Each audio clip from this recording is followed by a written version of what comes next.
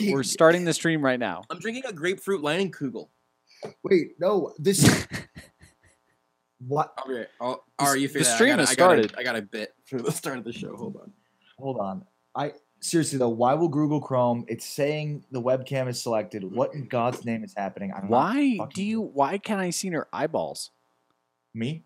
Yeah, you. You have a like a bar over your face. Because I'm put my there it camera is. on my thing. Yeah, that's your camera over your camera. That's correct, because I'm fucking using my goddamn webcam. I can actually see your bookcase through Josh's No shirt. The green on my shirt. Yeah, you guys are in the wrong cameras. Well, Ari will hang up and restart about 10 more times. Yeah. And then let us know. Eventually that'll work. And then I'm gonna fucking just do it with the shitty webcam. I don't understand why Facebook or Chrome is like, no, you're all set with this.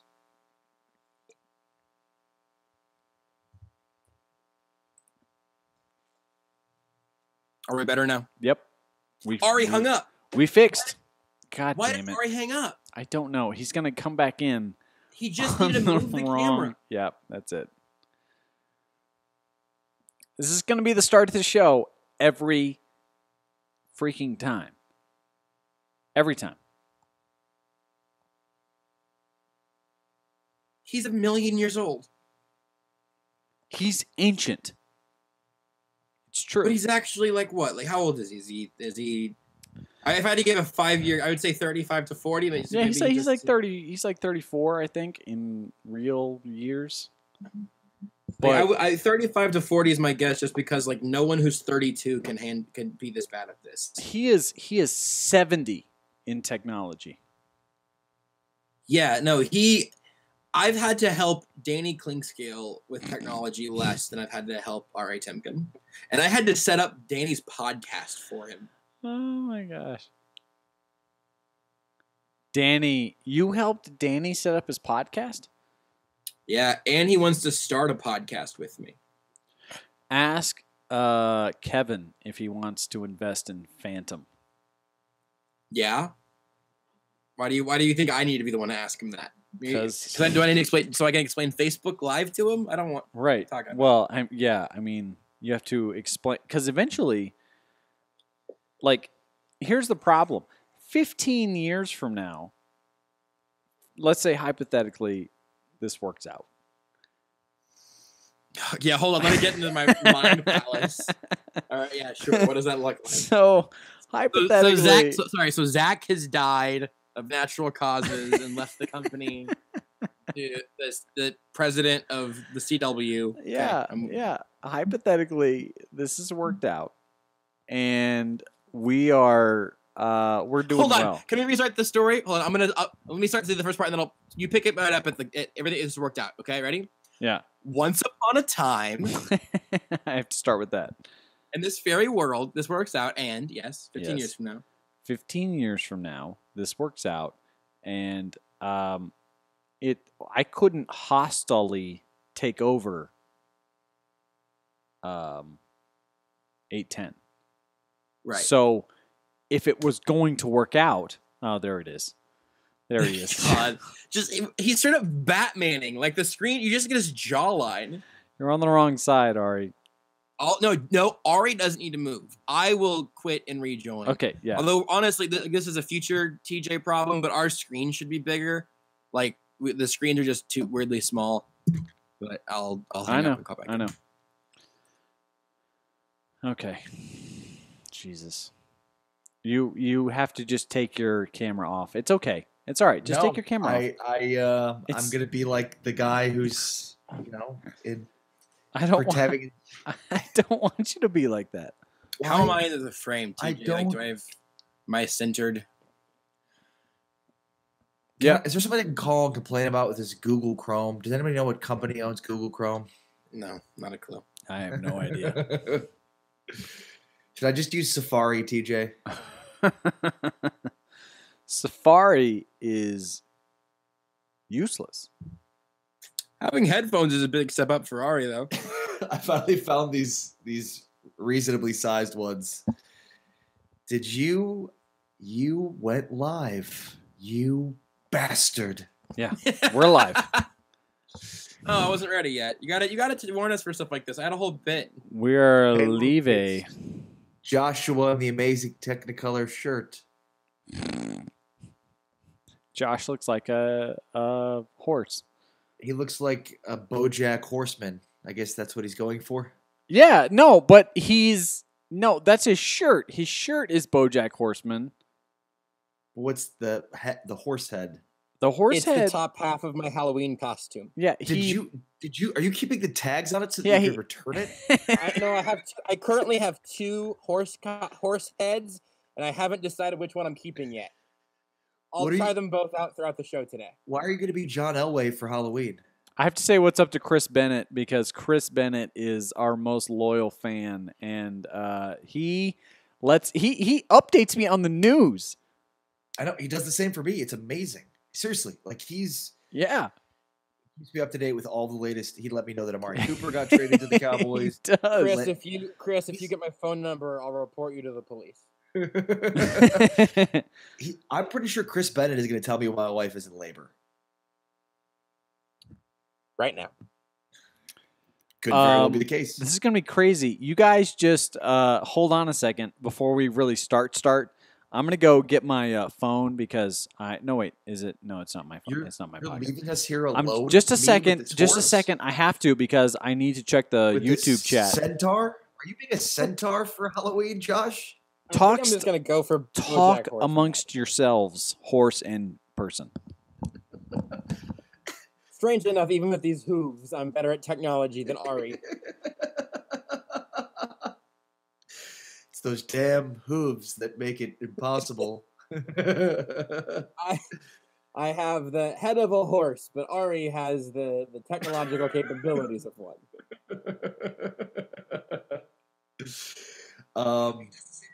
This is actually one of the most interesting interviews I've ever done before. I've Yes, never so- done an interview with a centaur before. We're gonna play a quick game here, Ari. It's called Hey or Nay. Is Dak Prescott the problem? Hey or nay? Hey, Is Amari Cooper worth a first-round pick? And if so, in what world? let me ask you something. Is Khalil Mack worth a first-round pick? Hey, But Amari Cooper's not? correct. You don't think so? TJ, welcome in. We're playing a game here called Hey or Nay. Just one-word answer, or you can extrapolate. Was Amari Cooper worth a first-round pick? Hey or nay? Nay. Why not? Wait. Ari, do you not know the answer to that? The answer is nay. Or hey. Yes, the answer is hey. He's worth a first-round pick. No. Hey. A 24-year-old who's had 2,000-yard receiving seasons and hasn't punched out his pregnant girlfriend? Well, valid point on the last spot, but It's hot under here. you realize he has like a drop rate that's like places him like 110th in the NFL. He drops Hey. so many passes. What are you going to do? I mean, not throw to him. Trade a first-round pick for him. I mean, so he drops a few passes every now and then. It's better than the receivers the Cowboys currently have. He's a fancier Ty Ginn Jr. You call him Ted Ginn? Ty Ted Jr.? Ginn Jr. Ty Ginn is a Star Wars character played by Liam Neeson. Also, Ted Ginn Jr. He is is a not very good Ted Ginn Jr. No, Devin Hester is a fancy version of Ted Ginn. Ted Ginn is like, has he even had a 1,000-yard receiving season in his career? I don't know. I mean, The answer to that is absolutely not. the only reason Amari Cooper has had that many yards is because he's been thrown to that many times. Ted Ginn Jr. was never considered a number one wide receiver. So Amari Cooper is, I think, unfortunately, a byproduct of his athleticism at Alabama, and he's always been athletic. He will always be athletic. he is just not reliable. And so I think Dallas is getting something that they don't really understand. They think they're getting one thing, and they're actually getting something vastly inferior. They're getting a guy that has a very good ability to get open from his own release off the line of scrimmage. He's always open. There's no question about that. Like, he is. That's what they needed. And look, if he drops 22 passes, but he catches another 100, then he'll be fine. But he's Larry Fitzgerald right up until the point where the ball hits him in the hands and he drops it. Like, that's Josh, the second, I don't even know what you're deciding between, because that second head is way better than the first. Yeah, way more impressive. Now I'm buying that you're an actual horse, whereas before I just thought you were just a man in a horse costume. It's more lovable and a little more cartoonish, but it also makes my face sweat much less. David Alejandre says, "Hey or nay, Giants upset Matty Ice." I love this as a game that we're actually playing now. Hey or nay? Hey or nay? It's easily the most brilliant creative thing you've ever thought of, Josh. Thanks, Ari. Thanks, Ari. Corpse, I'll continue dragging for the next 10 years. I'm gonna say nay. I'm gonna say nay. That the Giants will not upset Matty Ice. Although honestly, I don't know why the Falcons are so bad. It's legitimately confusing to me. It really is. I don't know why either, because they scored. The Chiefs only not as good of an offense. Yeah, I mean, they did lose both their starting safeties, right? Like, their defense is horrible. Yeah, that's true. I just clicked the video.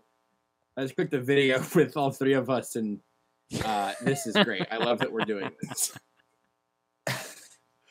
I'm just glad that you're finally hiding your face to protect your anonymity after all these years. Yeah, I wish you didn't say at JB Briscoe underneath me. He's the most likely to be confused for a white supremacist of the three of us, and we're all very white. Josh is just the whitest. Is that true, you think? Josh is just the whitest. He is so white. Like physically or like culturally? Physically. That's true. I have a bad beard currently, which I feel like white supremacists are usually either have really good beards or are clean shaven. Is that true? I never realized that was the calling card of white supremacists. Yeah, I don't know. To be honest with you, I haven't paid enough attention to white supremacists to. Well, I would have just said they all sort of have like the Hitler cut and then clean shaven, or the mustache, I guess. But I'm thinking about that guy from like the Proud Boys gang or whatever. Ooh, yeah, that guy. Beard. That guy, and that whole thing. Can we not just condemn that one culturally? Do we have to make sure that those guys get a voice? Because I feel like maybe they shouldn't. No, here's the very upsetting thing about that. He's on like a major digital network. He's on like some like serious network. I saw a video of that guy. He's legitimately calling for violence against anyone who disagrees with him, and like that's really serious. I did not know that was. I didn't know that existed. I really didn't know that existed. I wish I had any idea what you guys were referencing. Well, wait here. Just look at my tattoo. Hold on, it's the. It's a joke. The Proud Boys gang. The Proud Boys gang. It sounds like name of. No, you don't really. You don't need to look it up. Proud Boys. Yeah, you can watch the video whenever we're not live. His name's like Matt McGinnis or something like that. He's on Gavin. Of course, his name is Gavin. Gavin McGinnis, and he has a major show. On a pretty like prominent network, and I can't believe that some of the people who are associated with that network are associated with him. Based on he's just outright calling for violence. He's like, if somebody comes up to you, punch them in the face if they disagree with you politically, and it's just crazy. It seems like a good approach, right? Like if somebody disagrees with you, just punch them in the face. Yeah, just punch them in the face. It's never really hurt anybody. Okay, so we have to talk about the Cowboys for so many reasons. But the first, I don't know why you guys think it's such a bad trade for them. I mean, it's a bad trade for them from the standpoint of they don't have a good quarterback. But given, Yeah, sorry, hold on, time out. How do we get that? How do we get to Dak Prescott sucks this quickly? Like 45 minutes ago, he was you guys were kicking Tony Romo out of the city for him. Now you're like, whoops, his offensive line isn't a bunch of all pros, so now he's terrible. yeah, I mean, I think after 2 seasons, the jury was out on him. He had a really good rookie season. He played okay last year. I think you could explain away his issues last year with, no Zeke Elliott and Tyron Smith being hurt. But this year, he's not good. He can't read defenses. It looks like it's working. Things are happening too quickly for him. He doesn't know when to get rid of the football. He misses reads. He's missing throws. He's inaccurate. It's just. How did everyone get this wrong though? Because like I was legitimately, this is such a weird place for me to be, but on Twitter today, there was a thing out last night about how for the last 2 games, Patrick Mahomes has thrown 1 pass each 2 games into a tight window, because everyone's open all the time. And it's good that he's throwing to the open windows. But I was like, you know what? This is a stat that Chiefs fans and the Chiefs front office needs to keep an eye on 2 years down the line, because if this pattern continues, you go, oh, wait a second, there are lots of factors at play. Personally, I think Patrick Mahomes is going to be just fine, but I'm aware of that. And so I was like, oh, how dare you? But with Dak Prescott, you guys knew this was on the horizon. Everyone gets caught off guard. All of a sudden, Andy Dalton is making $20 million a year. Derek Carr is making all this money. I was like, oh, we had no idea he wasn't actually this good. If only we had eyes to watch it. I don't know how that happened with Dak so fast. Well, I mean, look, I think, first and foremost, the majority of starting quarterbacks in the NFL are first-round draft picks, right? Sure.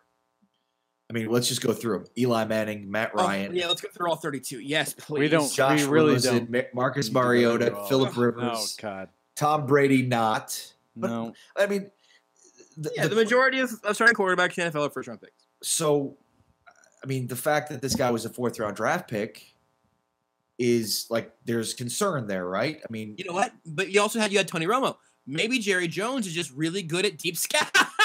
I was serious. He fumbled the ball into his own end zone, and then on additional a 4th down play, fumbled the ball. He has in that game specifically, he had a lot of problems. I have a video up about it right now. I don't know if you guys have seen it. I do look the most at least like a Civil War general. I think that Dak Prescott was once again a byproduct of the talent around him and the system and so many other things. And now that he has been forced to do it all on his own, he is not capable of doing that, which very few quarterbacks are. So, right.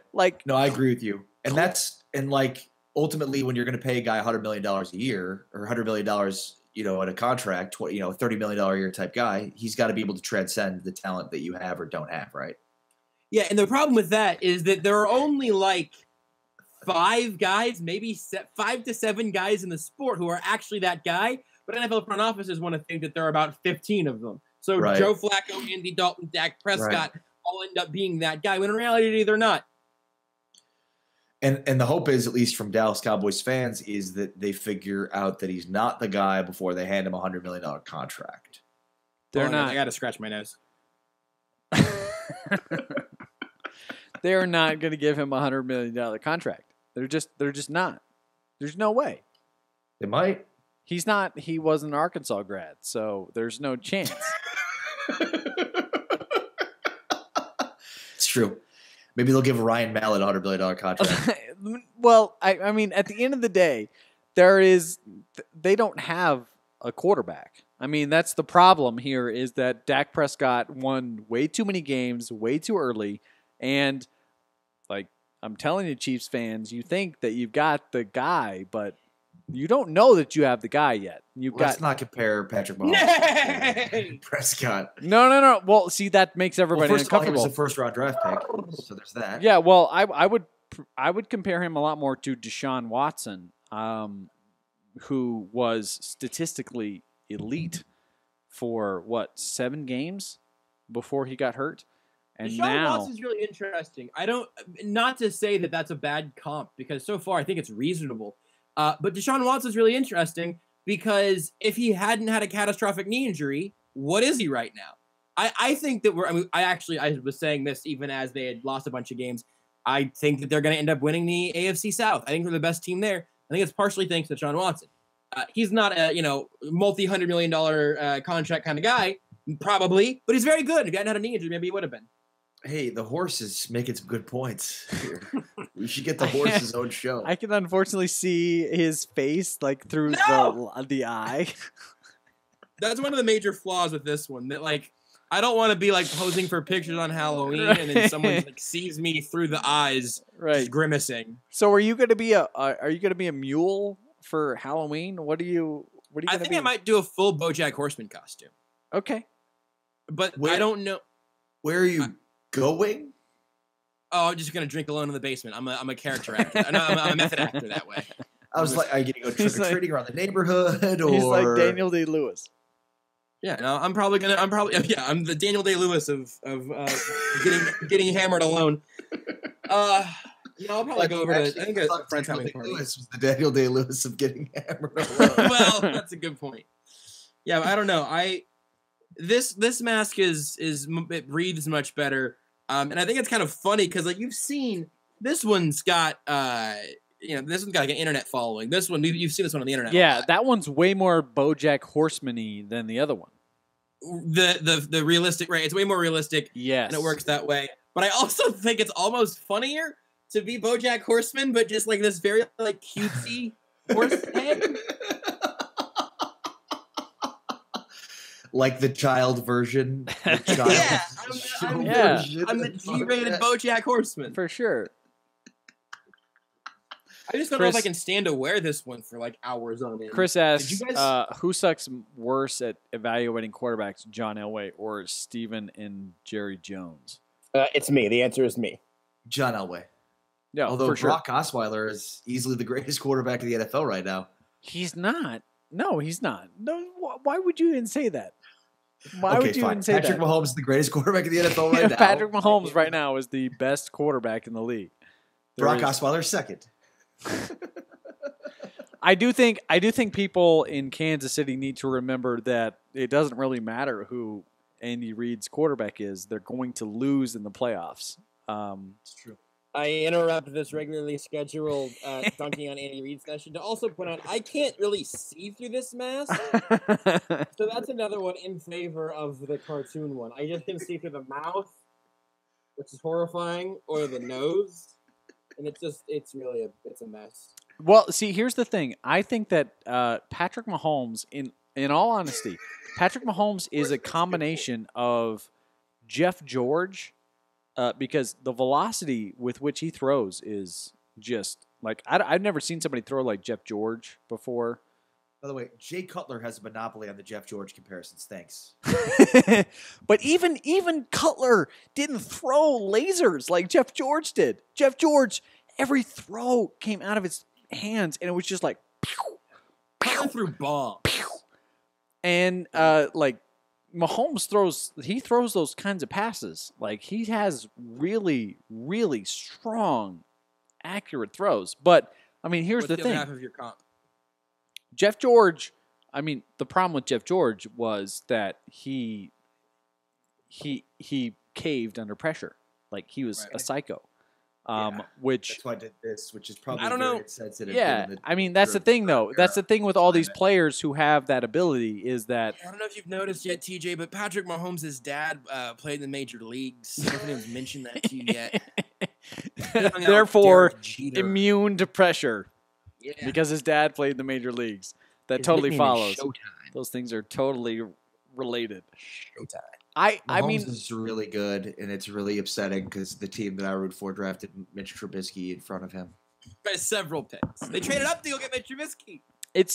But here's everybody the thing. trade up in the Houston traded up to get Watson. The Chiefs traded up to get Mahomes. Everybody traded up in the first round. The Bears traded up from 3 to 2. It was a good move. It was a good move. If they would have jumped them and taken Trubisky at 2, they would have taken Watson or Mahomes. I'm not saying Mahomes is not going to be a good quarterback because I've maintained that he's going to be one of the best quarterbacks in the league in like 5 years. But here's the thing: you Except that he's need right now. you need 5 years to know whether or not that guy is going to be that guy for his whole career. You really need that amount of time to evaluate these guys because we've seen quarterbacks who have been phenomenal for the first 2 or 3 seasons of their career and then have just kind of fluttered out.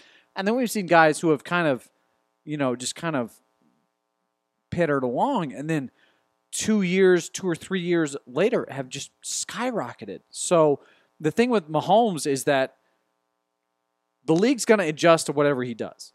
And the second that they adjust, if he doesn't adjust back, like he's fucked. So that's the thing that's what pro sports is, adjusting to the adjustments. Right. And perpetually. The league hasn't adjusted yet. So if the league never adjusts to him, he's the greatest player in the history of sports. That's what we're saying. If the league never adjusts to Patrick Mahomes, he is the greatest athlete ever. How do they adjust to him? Well, I think a lot of it's the system. I mean, I really do, and I know that. And their weapons. That's the problem. Is they can't adjust to guys always being open. Right, but how long did that Vikings offense last? The one with Dante Culpepper and Randy Moss. A season, 1 season.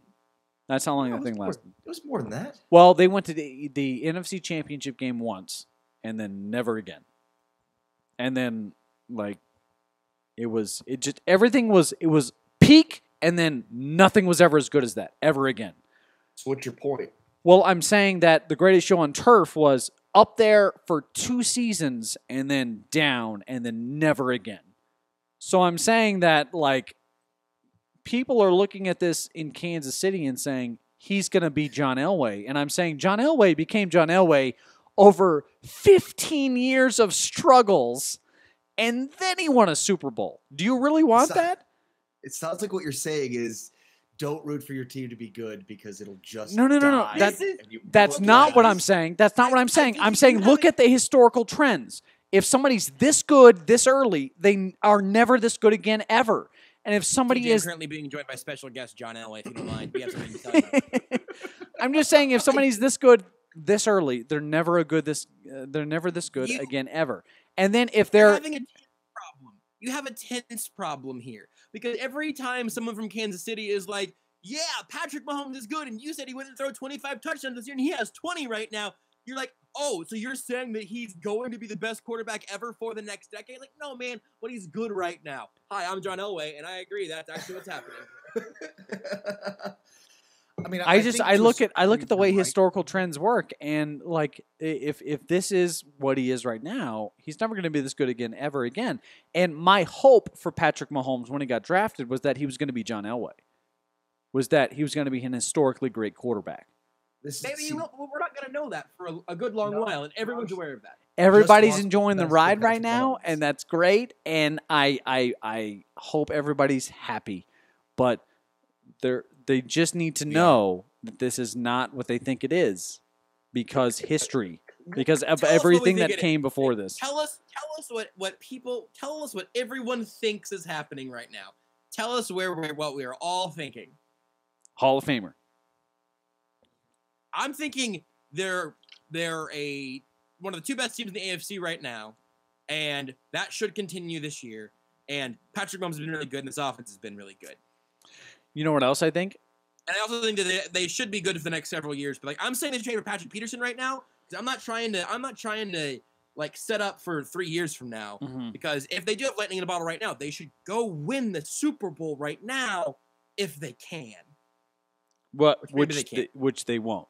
I mean, like I told you, Josh. Statistically speaking. I mean, just like Patrick Mahomes wasn't going to throw 25 touchdowns this year. No. If he doesn't throw 5 in the next 10 games, you're right. You'll be right. Which could totally happen, by the way, given the Andy Reid track record of Alex Smith was the best statistical quarterback in the league last year, and then he just plummeted after that. No, he might have 20. Hold on. He's 22. He's 22. He has 22 touchdowns in 8 games. He broke Kirk Warner's record last night. I think he might get 8 games. Yeah, it's a toss-up, though. I agree. 50-50. It's 50-50. It is really weird that every defense that plays the Chiefs looks like they just like have been drugged. They look Yeah, and that can't be because of the Chiefs' offense. That's got to just be a crazy coincidence. I mean, other than see, here's what's very telling about the Patriots versus everybody else. The Patriots knew just give them 80 yards. Just give them 80 yards. And then let them get to the 20, and then they'll just wear themselves out. It's like they were doing the big brother versus the little brother thing. He was giving the big brother versus the little brother thing, and it's like, all right, keep them to 20 yards. And the second they get into the red zone, just hold them by their forehead, and they'll just scored 40. I honestly can't believe. Yeah, but they people in didn't. Kansas City don't like TJ. They don't score in the red zone. And the Patriots... They've been scoring in the red zone at an unbelievable clip. They didn't score in the red zone against the Patriots very well. Right. But see, that's the thing, is that they didn't score in the red zone versus the Bengals either. And that's the thing that everybody's going to figure out against the Chiefs is that they did just let them do whatever they want until they get to the 20. 40 points in the third quarter. That's a weird. No. But they didn't score that in the red zone. They didn't score it in the red zone. That's the point.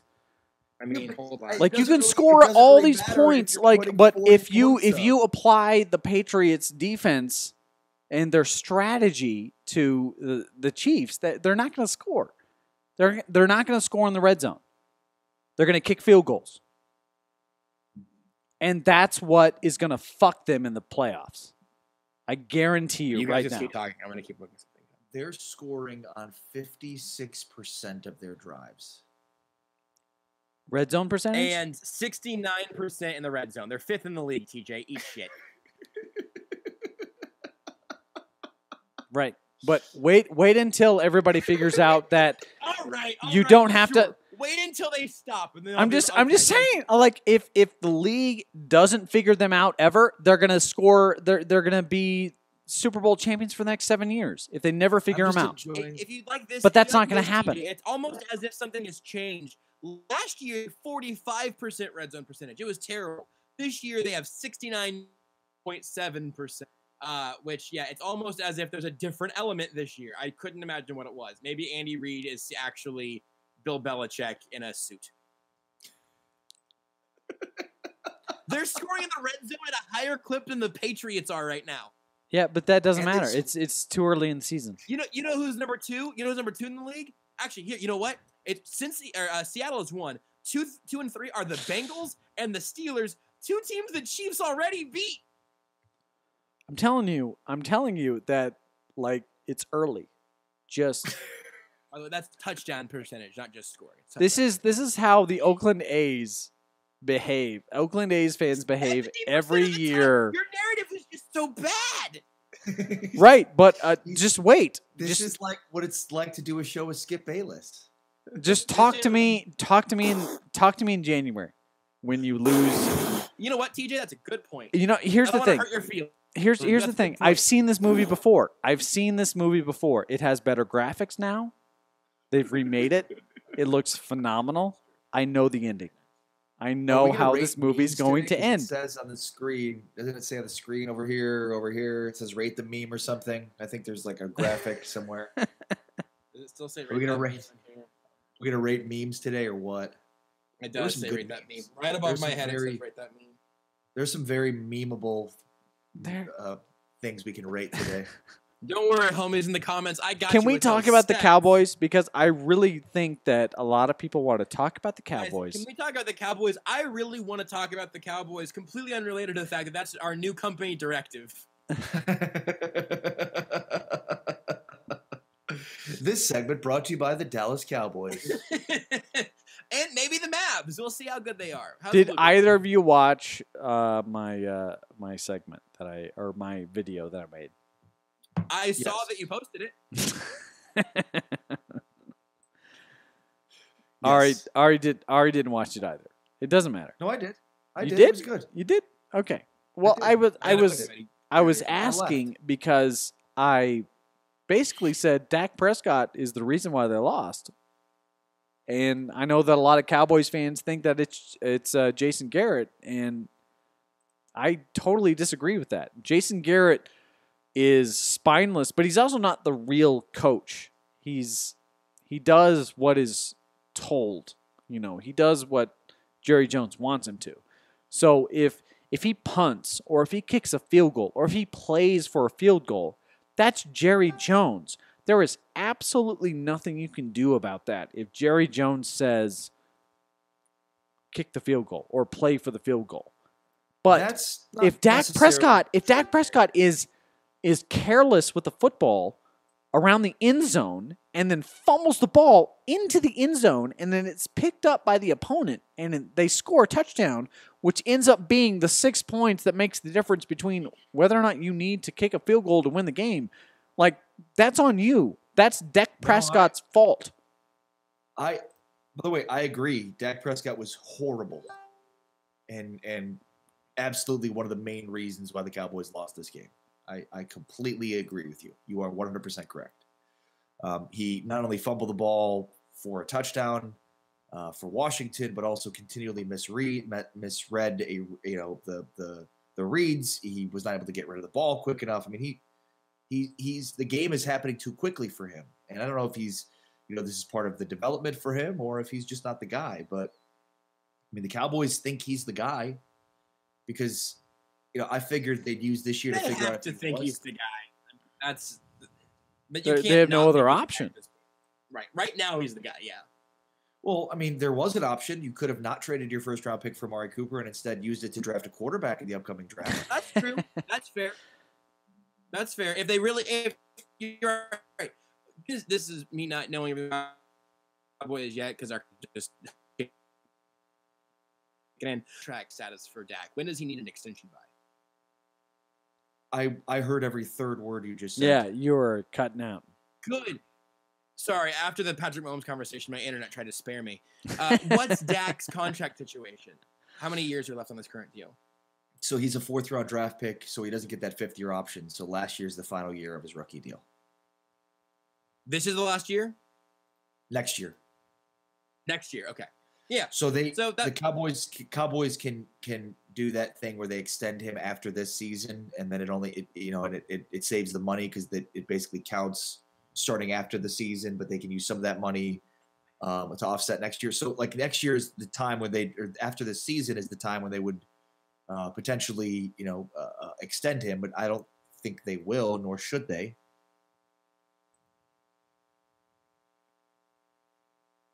All right, I think we lost Josh. We'll see. I'm still here. It's been going very slow.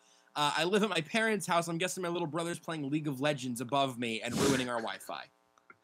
Or Fortnite. Although I heard Elon Musk canceled Fortnite. He just canceled Fortnite, it. Dissed him back or something. Chris asks, Zeke Elliott has been disinterested this entire season. Do you think that's true, Ari? I do not. I do not think that's true.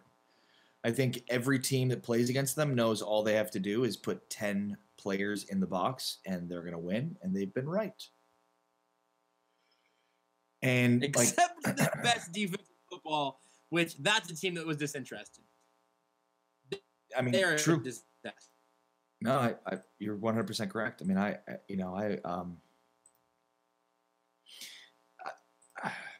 yeah, I don't know how. I mean, the Jaguars are bad. The Jaguars are bad.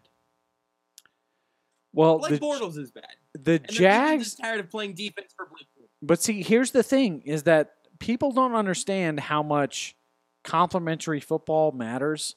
If your offense is shit, your defense feels resentment against the offense for being shit.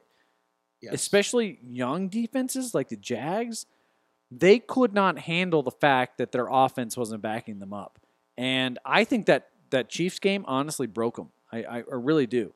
They were like, fuck this. I'm not playing for these guys if they're not going to do their jobs. And, that's a reality for a lot of defenses in this league. That was a reality for the Jags. And I think we've seen some defenses spike up. The Texans are a good example of this because the Texans have been a defense that have had to deal with Tom Savage. They've had to deal with what was it? TJ whatever. Yates. TJ Yates. Like they've had to TJ deal. Yates, good pull. They've had to deal with a lot of shit quarterbacks, and then Yeah, finally, you haven't even scratched the surface on the amount of shit quarterbacks they've had. yeah, and so they're just fed up with it because and I think a lot of their problems defensively or a lot of their inconsistencies defensively have been because their offense does not pull their weight. And, you know, like the Jags are a little fragile mentally, but I think they're still talented. They're just not they're not going to play for that team and that coach.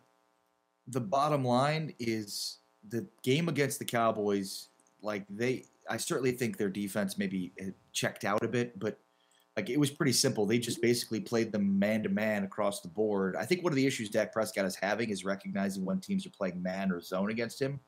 So he's confused about it. He doesn't know, and so he doesn't want to make mistakes because he's unsure of the defense that he's seeing. But the Jaguars made it pretty easy for him because they just played him man-to-man across the board. Yeah. And they put a former Cowboys corner, Tyler Patman, on Cole Beasley, who up until earlier today was the Cowboys' best receiver.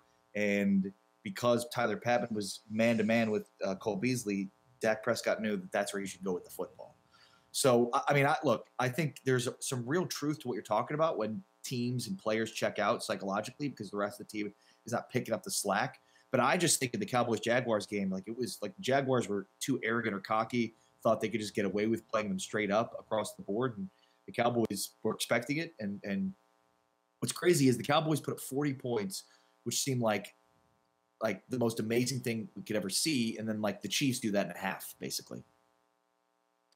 Are we in the right spots, you guys? Yep. Josh is back. He is in the right spot. You're in the right spot. Great. Okay. Don't we have memes to rate? You want to rate memes? Yeah. Was there there was really good memes, I feel like, that we should be rating at this point. We did have memes. Good. That would make me happy. I don't feel like. Are we rating memes for 10 people now? Is that our new directive? What would you prefer I feel to like do? Wall-E. Look. Directive. Our directive at this point. Wall-E.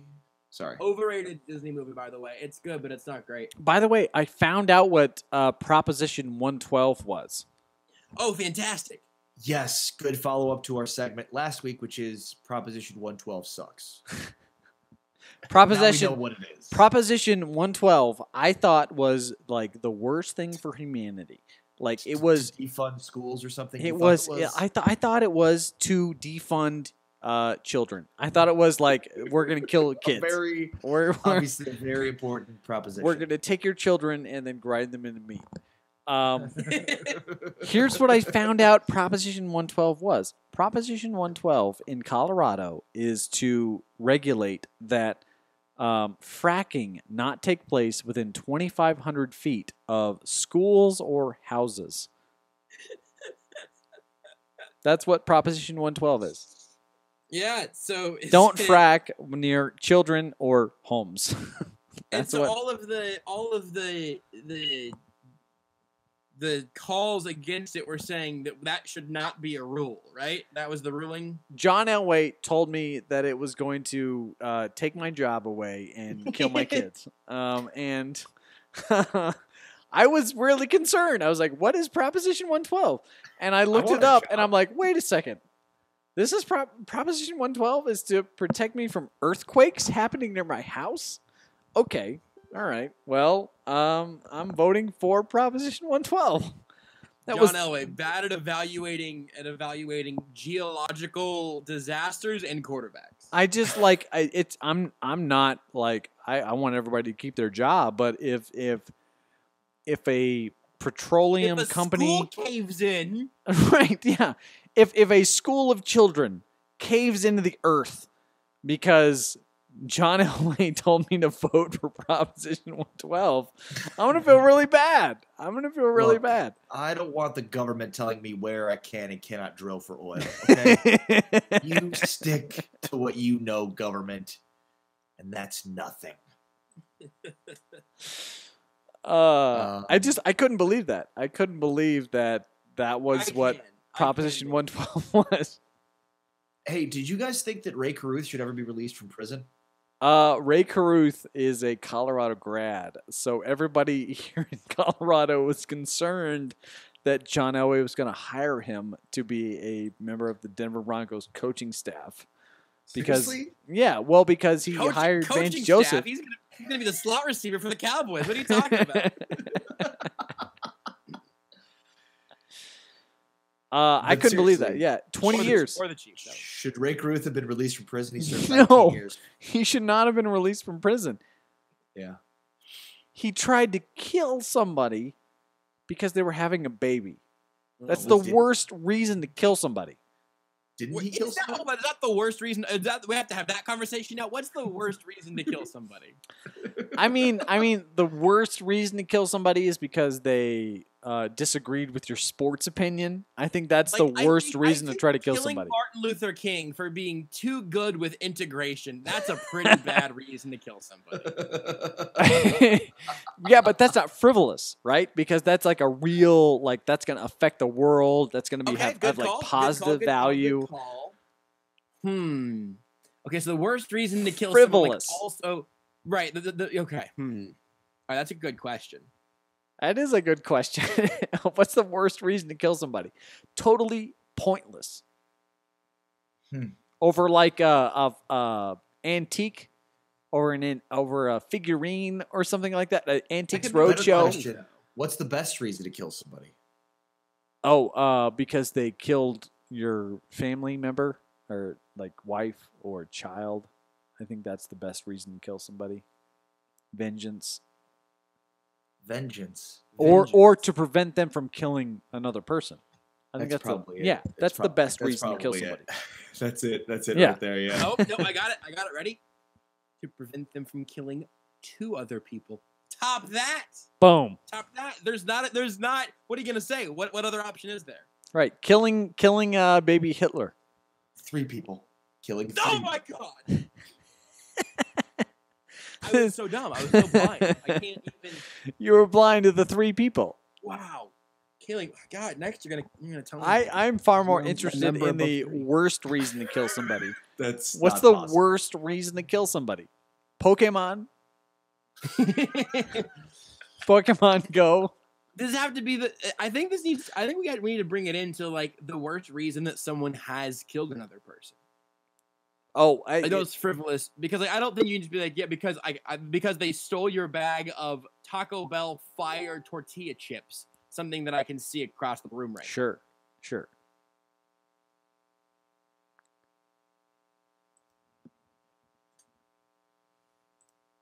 Didn't like my Halloween costume. Well, what about Mark David Chapman, who killed John Lennon because he said, didn't he say that he killed him because he stole his name?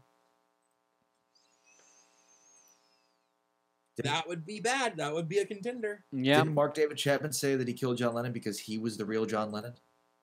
But his name is Mark David Chapman. He killed John Lennon, Josh. Are you looking for this person to be reasonable? He killed the person who said, all we are saying is give peace a chance. He killed that person. Right.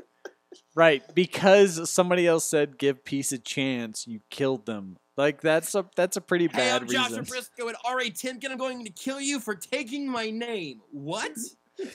Although, once again, if I kill Ari, it's going to be because he doesn't know how to use a goddamn webcam. Once again, somebody's trying to affect, like, global change. So that's, you're against global change. Right.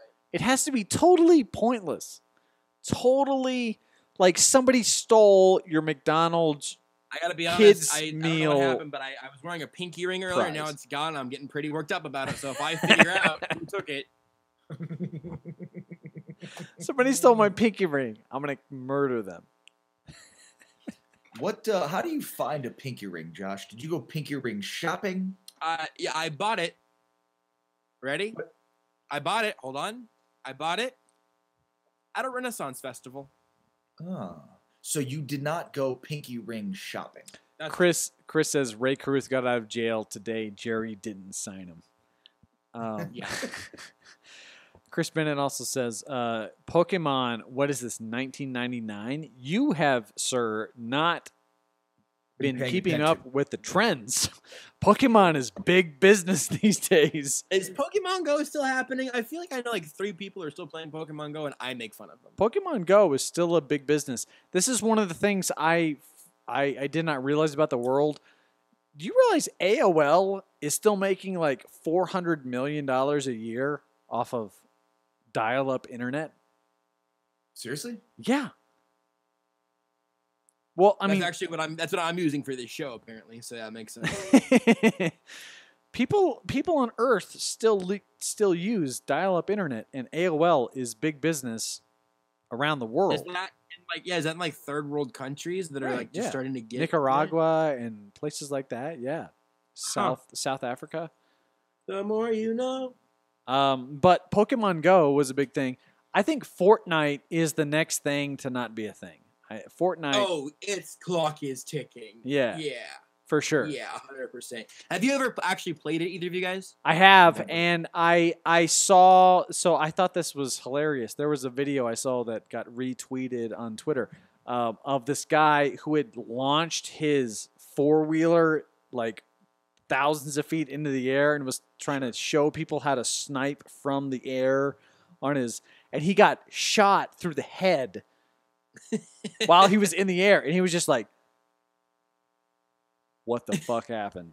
I just got murdered in the air. It was one of the better Fortnite memes I've seen in a while. It's I give it a 7 on this episode of Rate That Meme, which you can see this is what this is called on my head. Yeah, it's okay. It's all right. I'm not. It's not very replayable. It's fun if you're playing it with people you know. Playing it solo, I have not enjoyed it very much. It is the Probably played that. arcade. It is the arcade game of our generation. Yeah, sure, that's fair. Yeah, because I remember playing all American Heroes, the Marvel like arcade game where you got to pick Captain America or some other character and you got to fight through. It's like 25 cents. That was a huge arcade game.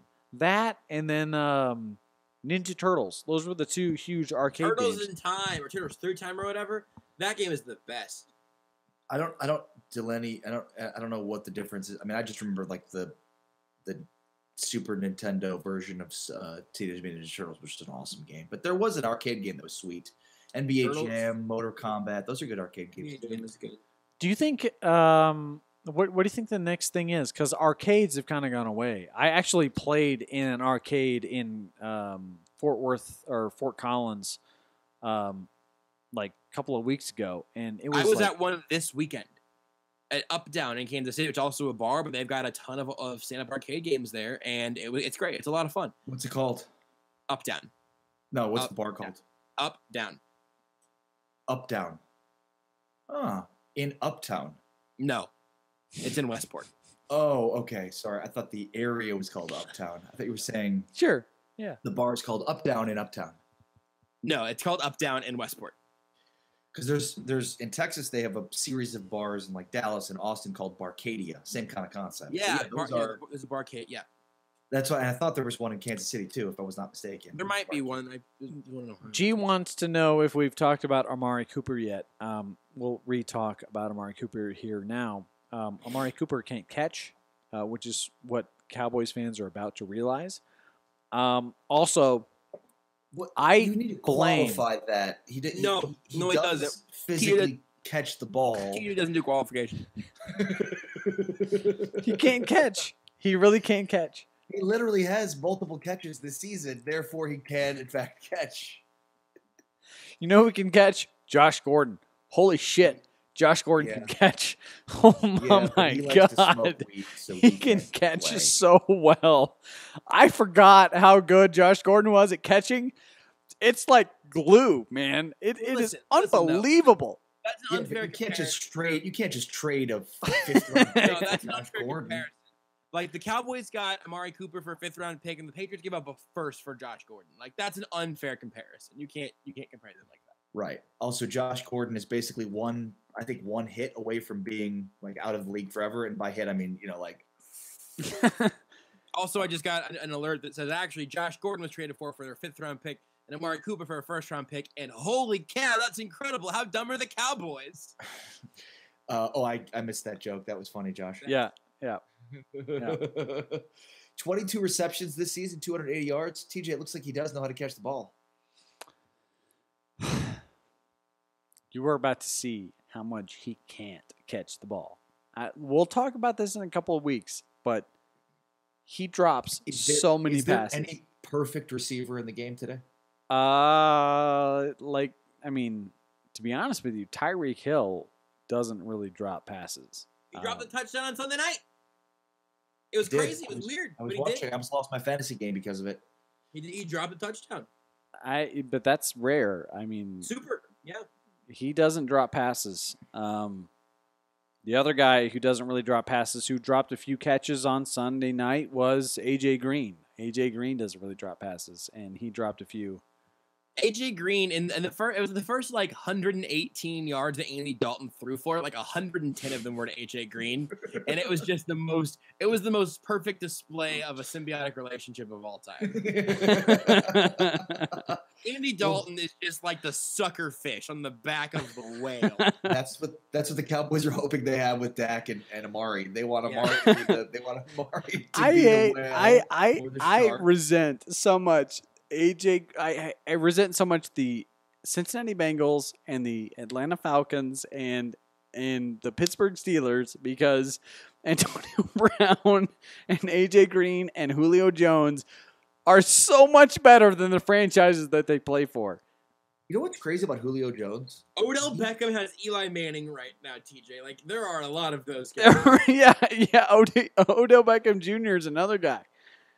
So you want to know something crazy about Julio Jones? You want to take a guess the most touchdowns he's ever had in a season? 6? 11. Actually 10. He's only had double-digit touchdown catches once in his entire career, and he has nine touchdown catches in the last 3 seasons. Isn't that crazy? It's insane. He had 3. He does not have a touchdown catch this year. He has 0 touchdown catches this season. He has 700 yards receiving already and 0 touchdown catches. No, Josh is right. They are suckerfish. They are those whatever the fuck they're called on the Sharks. Those things. Those are franchises on those behemoth receivers. Yeah. It is. And then Odell Beckham gets paid, and everyone's like, I don't know if he's worth all that money. He just catches the passes. It's yeah, because you have a decrepit old man throwing the ball to him. What are you talking about? It's absurd. Do you know what I just realized, too, about watching? And Aaron Rodgers has been he's been handing the ball off to wide receivers and throwing the ball to running backs for the last decade. Can Green Bay, for the love of God, just trade for Le'Veon Bell or Amari Cooper? What are you doing, Green Bay? Yeah. Sneaky Dallas thing that Ari just did there by comparing Le'Veon Bell and Amari Cooper and just slipping those guys in the same category. Give Aaron Rodgers a weapon. He's got anything. A cheap, shittier version of Andy Reid as his head coach. He's throwing to Devontae. No. Yeah, Mike McCarthy is not even close to Andy Reid. In the same way. They're just in the same weight class. That's it. Only physically. Right. Well, here's the thing. I love Andy Reid. He has Bill O'Brien in green. He is. You're right. He is butt chin in green. He is the black hole of chins in green. Those two guys could be sent off on a pontoon boat to the middle of the ocean, and I would never think about them another day in my life. He's throwing to Devontae Adams and the ghost of Jimmy Graham. There is no... He has nothing in green. And a wide receiver at running back. Yes. And 2 years later, they still are running a wide receiver at running back. They've had a wide receiver at running back for 4 seasons. If Donald Driver could get some cartilage in his knee, he would have 1,000 yards receiving this year. Adrian Peterson was available, and they're like, no, we're good. We've got what's his name? Number 88, Tyrone Montgomery. Just tie. And then they actually have a running back now. It doesn't matter. G asks, TJ, how do you feel about LVE taking Sean Lee's spot? Is that I'm not familiar with that reference. Leighton Ari. Van Rush. What? I thought Sean Lee played well in the last game. He Who did. was LVE? Leighton Van Der Esch. Is he related to Kyle Vanden Bosch? He's the first round pick of the Cowboys. I mean, like Sean Lee still looks good, so I don't. He was just got back. hunting receivers down in the backfield during that Redskins game. Sean Lee's very tenacious. I mean, he'll probably drop off eventually because everybody does. Derek Johnson. I thought Derek Johnson was going to play forever, and then all of a sudden he was like a Raider and then cut from the league. Like I had no idea what happened to Derek Johnson. Tenacious a word you can only use for white linebackers? Can you call a black linebacker tenacious, or are they just athletic? Oh yeah. I mean, Ray Lewis was tenacious. For sure. Yeah, absolutely. I'm watching Chiefs fans fall in love with the white inside linebacker Angel Ben Neiman, and I just feel like that a white inside linebacker is just such a random surprise for Midwestern fan bases that it's just like a tenacious. He's just so tenacious. Well, I compared him to Derek Johnson, so I mean, you're right. You did. You're right. I thought Sean Lee is very good. Anytime you compare a white linebacker to any other linebacker, it's always going to be conspicuous because there aren't that many of them. Sure. And Sean, there are more white linebackers than white defensive backs. That's for sure. Well, Josie Jewell is going through that right now in Denver. AJ Hawk and Clay Matthews, just like the Brian Cushing. There are some white linebackers. You think Google will think I'm racist if I ask it if there's more white or black linebackers in the NFL? I mean, I just think it knows already at this point. I don't think it was your search about white versus black linebackers in the NFL. I think it was just how do we undo all the amendments? It was like, Kanye, is that you? Well, I mean, if you thought about it right now, just name 3 black inside linebackers. Just name 3 of them. I mean, this is the Chiefs have 3. Yeah, but you didn't name them. Anthony Hitchens, Reggie Ragland, Dorian O'Daniel, Terrence Smith for good measure. 4 of them.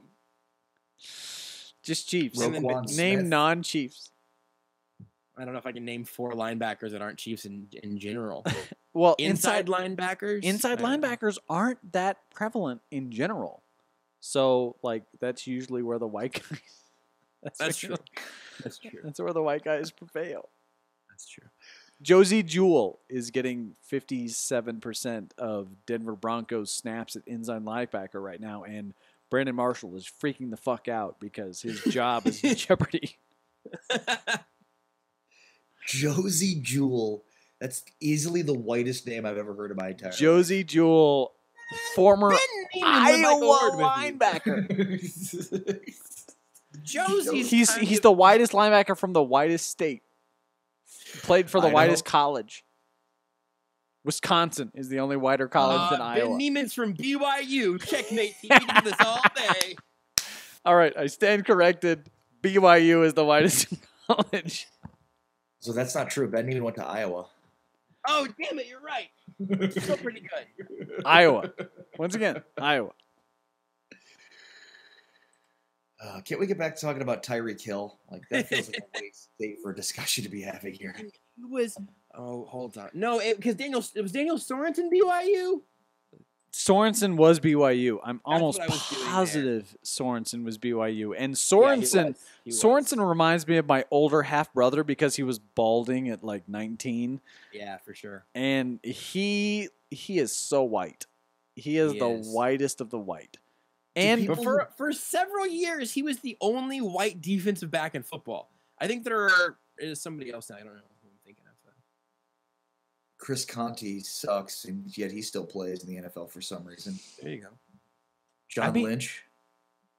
Does he still play? Wait a minute. No. Right now, no, I think general manages. The white guys who are making their hay right now in the NFL are wide receivers.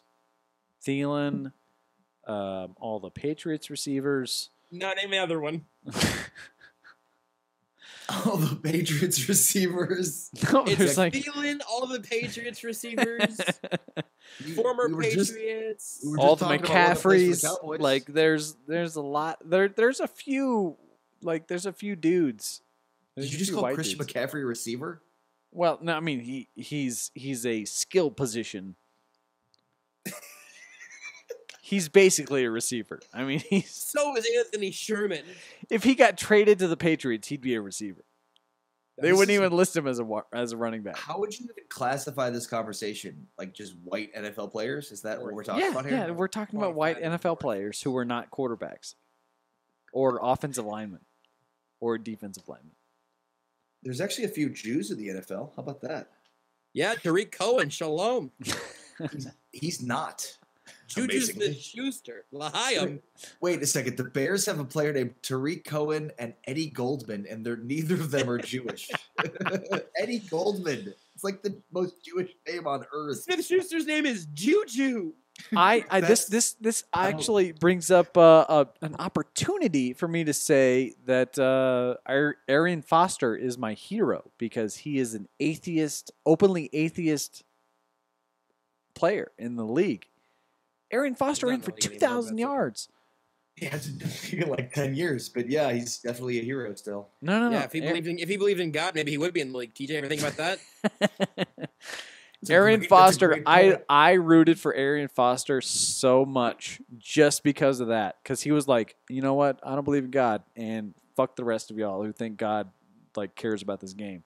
And So I interviewed Arian Foster the year before he became like Arian Foster when he was with the Texans. He was like basically the Texans PR staff was like, you should interview this guy. He's really interesting and kind of cool. And I was like, so all right, he was cool. So, basically you know. still a Tennessee Volunteer at that point.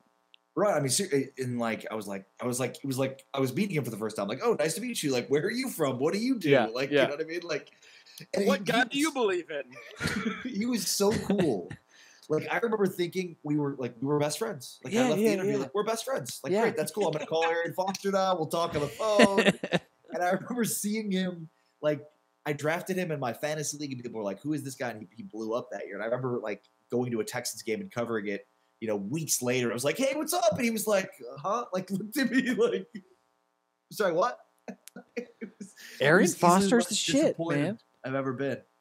Was realizing that Arian Foster and I weren't actually friends.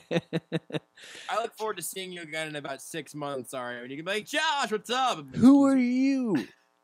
Same thing happened to me with Stephen A. Smith also. Same exact thing. Did I ever Stephen not A. tell you guys the Smith. Stephen A. Smith story? You No, did I'm not. ready No, for it. go ahead. Tell us the Stephen A. Smith story. So when he was covering the finals for the Spurs, he would do his radio shows out of our studio in San Antonio. So one day I pulled him in to do a segment with me, and it was actually interesting because it was like based on some first take topic that I like for some reason wanted to argue with him about. I don't know why. So I did. And then after the segment, he's like, "How long have you been doing this?" And I was like, whatever. He's like, "Oh, you're really good." And I was like, "Wow, Yeah. thank you for saying that." Whatever. So after that happened, he like became like he was like I'd see him at the Spurs games, and he was like, "What's up?" And he was like honestly like friends with like we were hanging out, whatever. Like to the point that I went to Miami and covered a finals game, and then I was leaving, and I big time Stephen A. because he barely said something to me, and I like walked right past him, and then I went back and whatever. Like the entire final series that year, we were shaking heads and we were shooting the breeze, whatever. I mean, and then the next year, same exact circumstance, he comes back to the studio, and I'm like, "Hey, what's up, man?" And he's like, "Huh?" He's like, no. Did last year mean nothing to you? Right. That is the weirdest thing to me, and I Maybe Stephen A. Smith died and was replaced with a lookalike like Avril Lavigne. who is Josh? Who is the most famous person who has met you and then you've re-met and then remembered you? Ari, probably.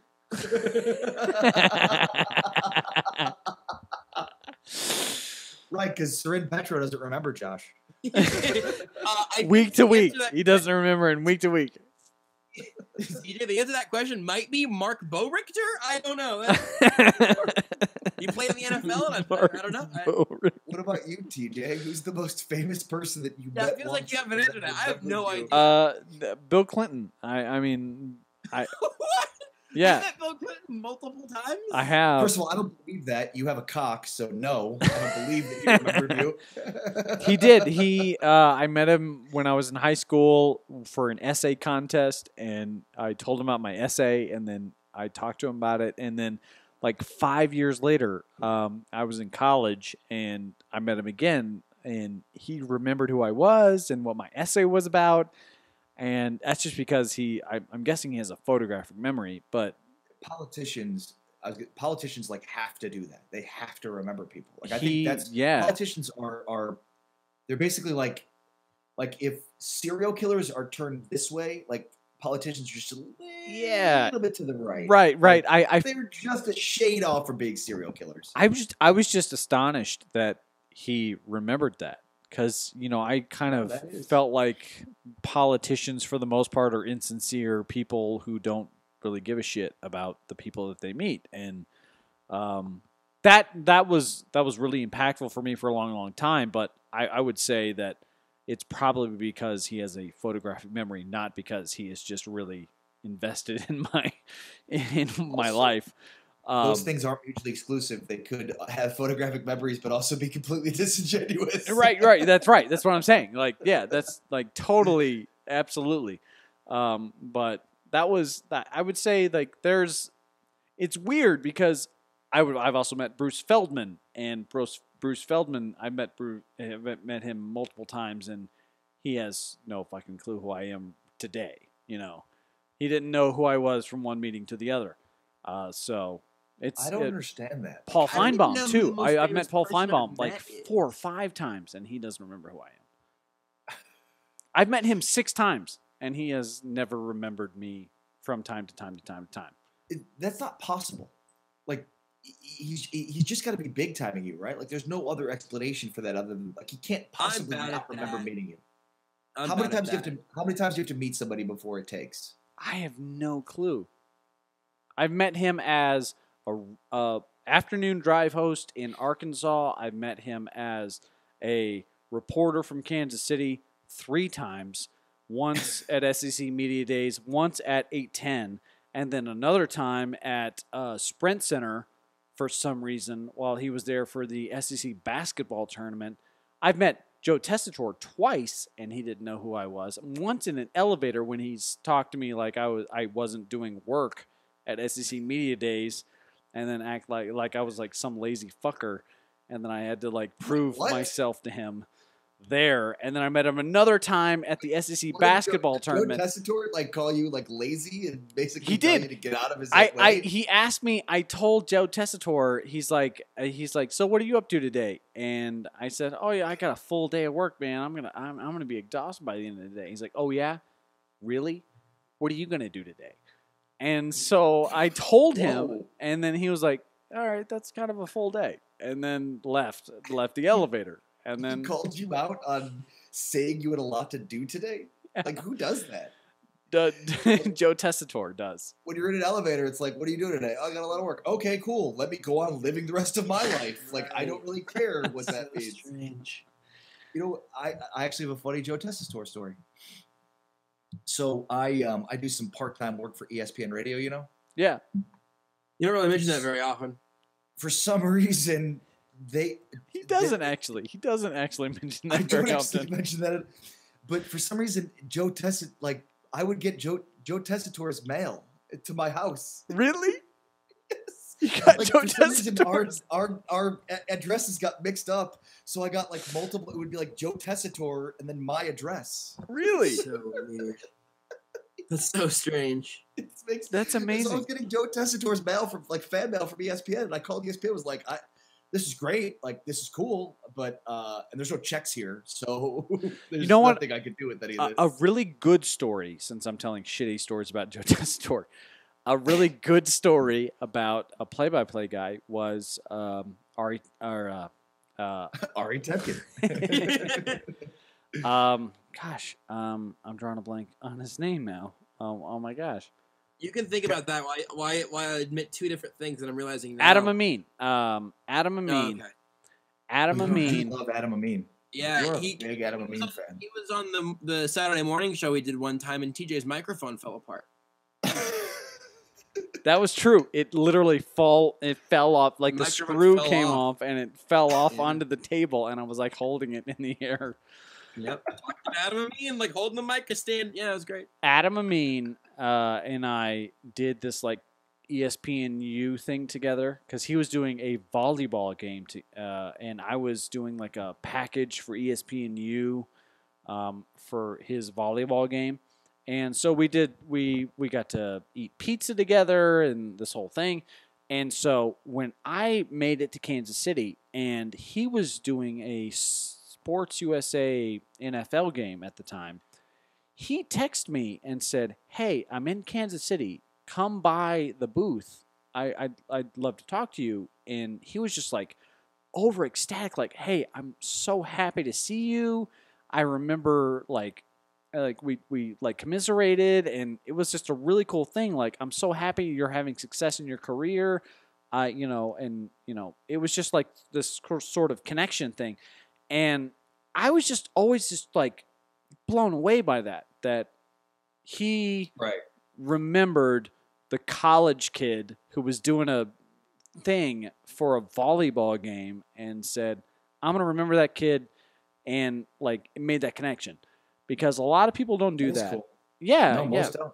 Very much so. And like because it's like a status thing, you know. It's like you're beneath me, so I should treat you like shit. And he's never been that way. And he and I still text to this day about stuff. And I always feel comfortable asking him for something because I know that he knows who I am, and he's always going to make that connection. So. I'm always under the assumption, literally all the time, that no one remembers who I am if we have interacted before. To this point, this is only really TJ's on this, but he comes up like once a week. We mention Brad G. I probably introduced myself to the Chiefs PR guy 5 times. Last time I did it, he was like, "Yeah, man, we've I know you. Yeah, you know with the antenna or whatever." Like, yeah, I am. Sorry, I couldn't remember if we met, whatever. It's like I knew we had, but I just always like, "Hi, I'm here, and yes, everything is fine. I promise not to ruin your entire existence." Like, I just assume no one remembers who I am, and also I try to not say people's names if I don't have to, because I'm afraid that I will have it slightly wrong. By the way, Carter Ashton Breyer Bryant is, as I know him, Carter Bryant is joined the broadcast. So he's down. Last I checked, in the Louisiana-Arkansas border area. But what's up, Carter? Something else important here. I took a picture of this. He's doing ESPN radio down there. I just want to make sure he's nice. Yeah, he's a radio host down there. What's his name again? Carter what? Carter Bryant. He's actually done some stand-up too. Cool dude. I've seen him Carter, at just let me know where I should send you my resume. It's ready to go, pretty much. He's ready to transfer to Transylvania, Josh, Louisiana.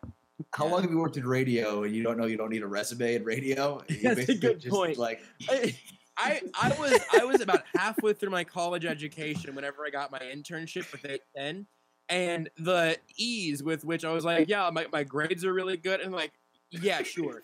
Can you get here like to work promotional events? Can you push buttons?" It's like, "Yeah, can you push buttons and talk in a microphone and work promotions?" I was like, "Yeah, sure." Anyway, 2 years done. I'm a 4.0 GPA at a private college. No, like seriously, like honestly, could not care less. Can you push buttons? By the way, and I can say this because I was a former wasted talent of 810. I am very irritated with how they have wasted Josh and many other people who are very good at their jobs at 810. It took me a while to get somewhere, but I feel pretty good about it more recently because at least I get a microphone. Not that I'm just terribly my nerves are terribly racked by TJ bringing up a topic of his disdain for my current employer. But I found this. While I was shopping not very long. Can you see this? Hey. That's TJ Maxx. Well, let's just pretend it's for TJ. Okay, yeah. The little I Heart TJ card. I love TJ. I got it. It is a gift card. It was a gift card from TJ Maxx, but I saw it and I I was with my girlfriend. I was like, "Hey, then I was like, move! I gotta take a picture of this and send it to TJ." I have always tried to help people who I think are really good at their jobs, and that includes Josh, that includes Carter. I've recommended both of them for jobs in the past.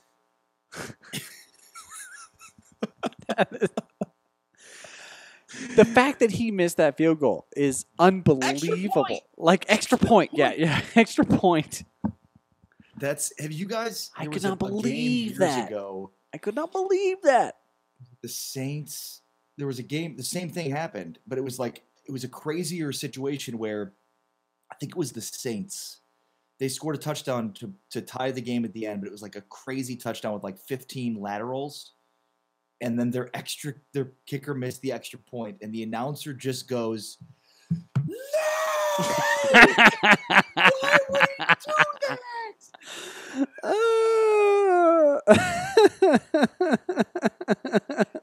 Why would he do that?"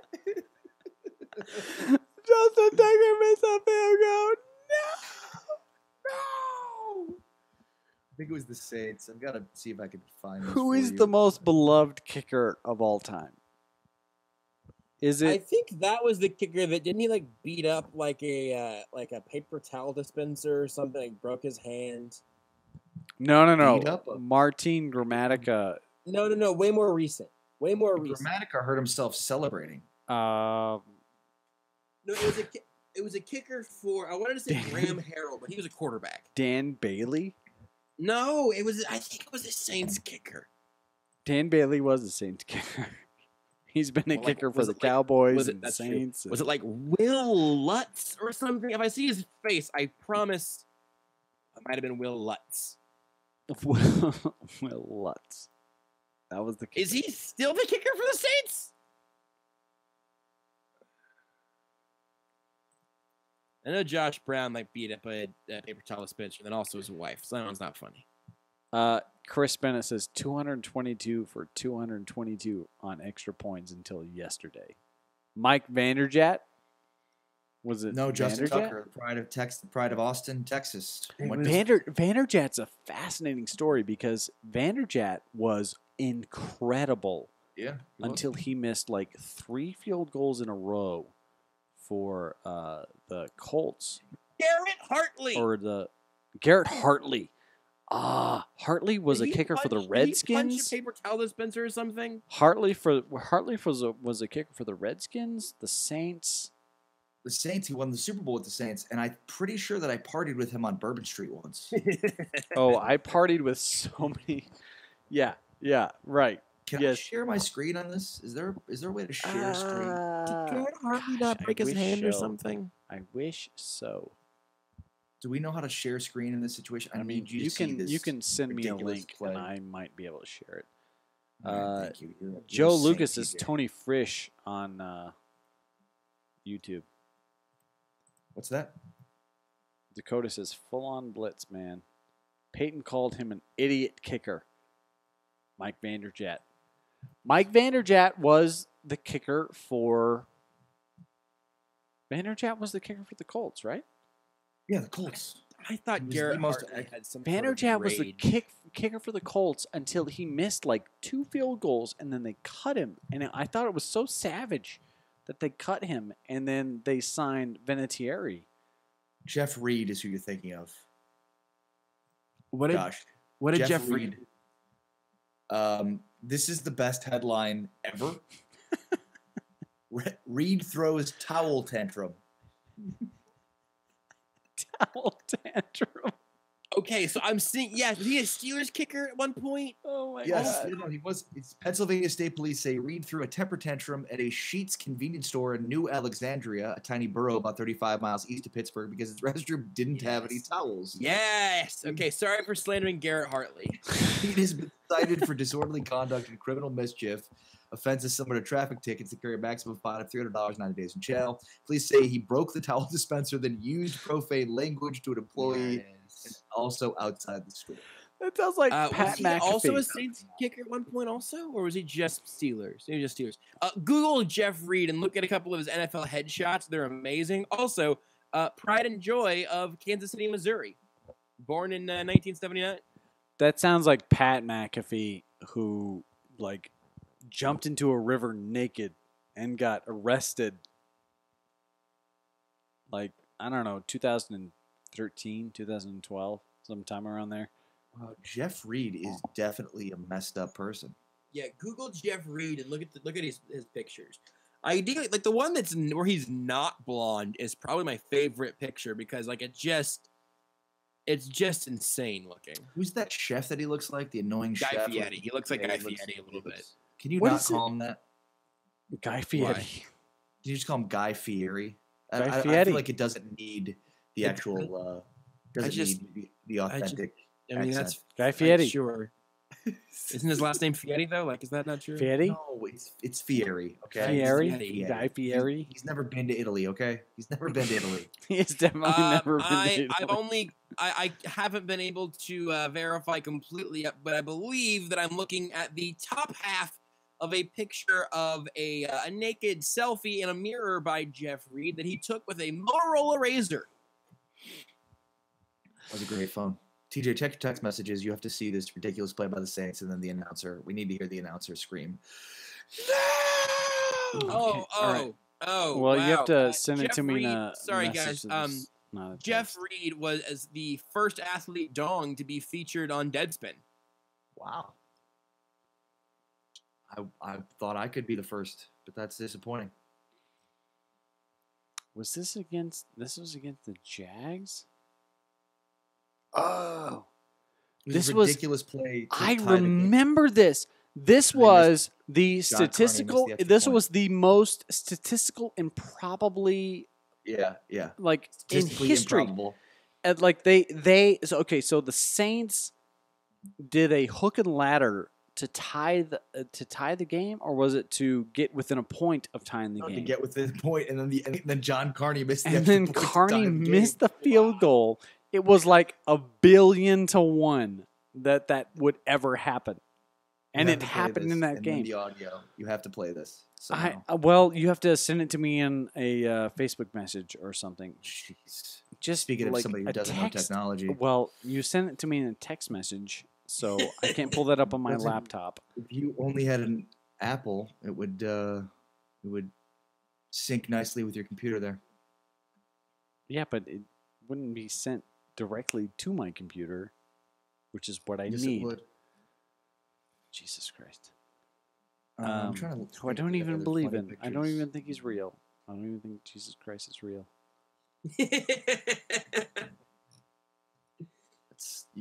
She says Ray Finkel. Ray Finkel. Liberals can't bully me, Kanye West. Liberals can't bully Kanye West. That's true. Conservatives can't bully him either. No one can bully him because he is an independent thinker. The problem with Kanye West is that his independent thinking is insane. So everyone needs to remember that. He is not liberal or conservative. He's just crazy. I actually want to play a game with you guys. It's called Kanye or Hitler. Pretty simple game. And Pretty Josh simple game. puts his horse head back on.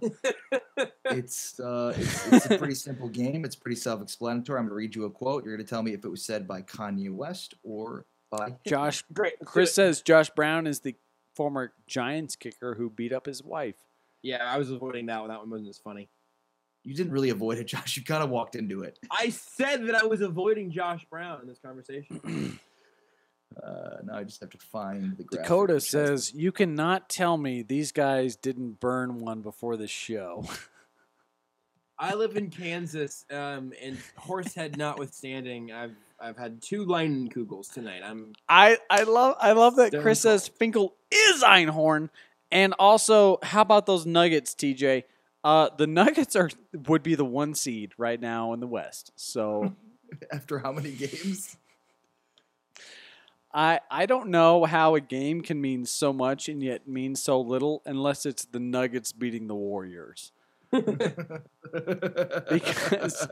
because everybody's like, oh, they beat the Warriors. Look at how they kept them to under 100 points. And I'm like, okay, well, good for them.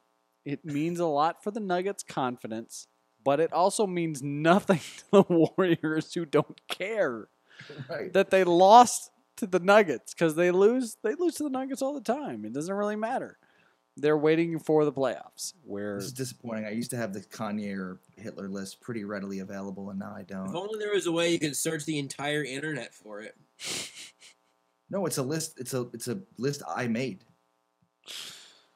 I made it for this very specific game that I've played multiple times, and it's a winner every time. all right, Just have to find the quotes. okay, Some Right. of them are kind of obvious, but Yeah. some of them are not. right. I'll start with the first one. I'm not saying she a gold digger. Kanye or Hitler? George Bush hates black people. No, wait. Josh, can you finish the quote? Because I can't. I can't remember the rest of it either for some reason. Because I wish if I knew the rest of it, I might be able to tell. I don't know Kanye. for a fact that Hitler said this, but kill all Jews, I'm pretty sure is attributed to Hitler. That's also Kanye West 2019. Like we're getting there. Give him time. Give Kanye time to say kill all Jews. The real question is going to be: will Trump still bring him out for his campaigns or not? Like whenever Trump is campaigning for 2020, if Kanye does say, you know what, we should kill all the Jews, will Trump still bring him? Probably. He probably would. Look at my African American back there. Do you think? You have something fuzzy you can bring on camera? TJ's got a dog. I got a horse. Ah, look at that! Look at that! Albert is Albert, on I the hate you. show. Albert, can you hear me? I hate you, Albert. He can't hear you. Thankfully so. You're a son of a bitch, Albert. He is an asshole, and I'm not going to deny No, it. son of a bitch is literal. Speaking literally. He really is a son of a bitch. It's like he really is. He is so well behaved when you have food in your hand. That's all he wants. Was that Kanye or Hitler? TJ, I missed it. You know how people basically control evolution? You guys know how that's true? No. I mean, like- What? Look at all of Hold on. Kanye. But seriously, you know how people control evolution, like they animals don't. and plants and such. No. Like genetic modification. We don't have enough. We don't have enough data to prove that point. What do you mean? Look at every We've only Like, been horses- tracking human evolution for like 2,000 years. We Sorry, don't I'm not talking know. about human evolution. Humans don't control human evolution. I'm talking about the evolution of animals in particular. Basically, like we're yeah, top of you- food yeah, chain, absolutely, so we selective therefore- breeding. Well, like cows probably wouldn't exist anymore if not for human beings, right? Like dogs wouldn't exist if not for human beings. Dogs were wolves that over years were evolved. Through, Correct. Yes. And now we have to be pugs. dogs. So that's what I'm saying. Like Yeah, like, I have right. a No, rat yes, terrier. yes. We can through selective breeding control evolution. That's correct. So we do. We control evolution of animals and plants, right? To a So certain is there extent, a line? yes. Is there a line there? A line. Pugs exist, so no. Yes, there is. We cannot control human evolution. We can control. I meant from non-human morality. evolution. Is there like a moral line there? Yes, humans. Yes, we cannot control for real, human am evolution. I the only one not smoking weed right now? No, I'm Is not. there a moral This in is a how much reasonable humans can conversation. control evolution? No. Is there a moral? Is there a morality to? This is sort of a humane treatment of animals sort of conversation, right? Like if you believe in. Could you see how much weed I've smoked based on my? I guess I'll just inhale really hard. I assume you've smoked weed every time you're on camera, Josh, just based off of your appearance. Do you both think that there is a humane treatment of farm animals? I think we should probably not. Yeah, I think we should probably not be shitty to animals. But see, here's the thing: Well, is we are shitty to I animals. know. There's People- that PETA story of like, why do we like artificially inseminate cows? That's kind of messed up. yeah, but It was why do not, we though, also 'cause we like needed to live. club cows to death before we It eat is- them? Can we admit that is kind of messed up? Yeah, it's like- a little fucked up. Yeah, I for think sure. we can admit that. But that's also just nature. That's just biology. Like, what Well, do but you? so- How but do what- wolves so how kill far their does that go, food? then? How They- far does that go? Wolves That's like what I'm- that's tear their exactly what I'm food asking. apart. Like what about ethnic cleansing, TJ? You for that? By the way, that's Kanye. Kanye. Tweet. Thank you. Let me get back to looking at my list. Yeah, like I've said this before. Don't judge the way that people thought 200-300 years ago, because 200-300 years from now, they're gonna look at us as savages. They're gonna look at And, us like- as just heathens who did Yeah. terrible things, not only to Yes. one another, but to animals and to I don't think everything that's around right. us. I think we're on the right side of history. Like, this is the perfect point of history to where like nobody will ever be judgmental towards this times in the future. Like that's a fact. No, obviously. no. That we are the most easily judged generation of any human generation. Because we don't give a fuck about other people. We don't give a fuck about anybody but ourselves. We are the generation of individualism. We only Do you care think about that's changed? ourselves. Do you honestly think that's changed? Literally, so has there ever been a time whenever people weren't that individualistic? But see, here's the thing: we don't need to be individualistic. In the past, people needed to be individualistic. They needed to I would care ar- about I could argue themselves the because opposite. it was They a needed basis of cooperation. They needed survival. cooperation to persist, didn't they? I mean, I would think people would need to be more reliant upon the communication or cooperation with other people in the No. past. Well, but see, here's the thing: is that there's a line between being reliant upon other people versus being reliant upon other people for your own benefit, True. beyond the need to be reliant upon other people. True. We don't need other people now. Why not? I mean, technically we do, but it's not as native a need. We don't need people the way we used to need people. Why not? Well, you don't need your neighbor, your next door neighbor, to Why pick not? fruit so that you can live. You need the farmer who's 600 miles away to pick fruit with a machine. You for have systematic needs, not as many individual ones. Yeah, but you're looking at I still think there's a need for neighbor from a standpoint of like communities and like, Psychologically, yeah. but not only that, but like just look at the way we have political discussions. Like we don't even look at people as multidimensional, multifaceted human beings. We Well, just look at people as automatons that are Yes. dumb liberal or stupid. I mean, it's so in that regard, you need your neighbor in order to have some sort of an understanding of what people are and how people have differences of opinions and respect for one another, which seems ridiculous, but is absolutely categorically true because it's missing from our current structure of our society. Sure. So when I lived in Kansas City, I was not directly a part of a community. I lived in an apartment that had no connection to its surrounding area. There was no community around the area I lived in, Overland Park. It was just sort of commercialized and whatever. It wasn't like I had in Arkansas, which is a very small community where I had a farmer's market and I had people around me who went to the farmer's market, and there was sort of this communal, we all went to the same place and interacted. And then here in Denver, I have that in my local area. I have a farmer's market. I have a local community. I'm very close to the community center here in Parker. Like there's I have a farmer's market. no. Like there's like I'm serious. Like that matters. No, That really does matter. It matters socially. you don't need the farmers market to survive. You know what I mean? Not Like, to it's not like survive, you but need- to flourish, to be happy, to have a sense of community. That matters. Yeah, that absolutely matters. right. But this is still what the point that I was getting at. New York which is doesn't have basically that. A social, it's a social need. It's Sure. more than practical need. You know what I mean? Yes. You don't need to buy expensive, shitty, organic, locally sourced farmers market crap that's overpriced and not even and is actually bad for the greater good of humanity because it actually lowers the amount of yield that you could farm. Right. I love how we're talking about this as Josh is petting his meme cat. I could instead pet my porg in an Arizona Diamondbacks helmet.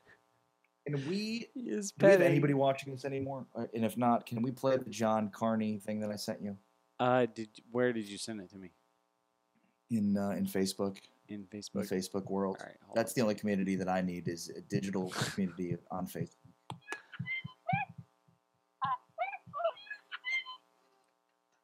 That's the creepiest thing I've ever seen. I love it so much. Do you know how perfect this porg was for me? Both my mother and my girlfriend bought me one.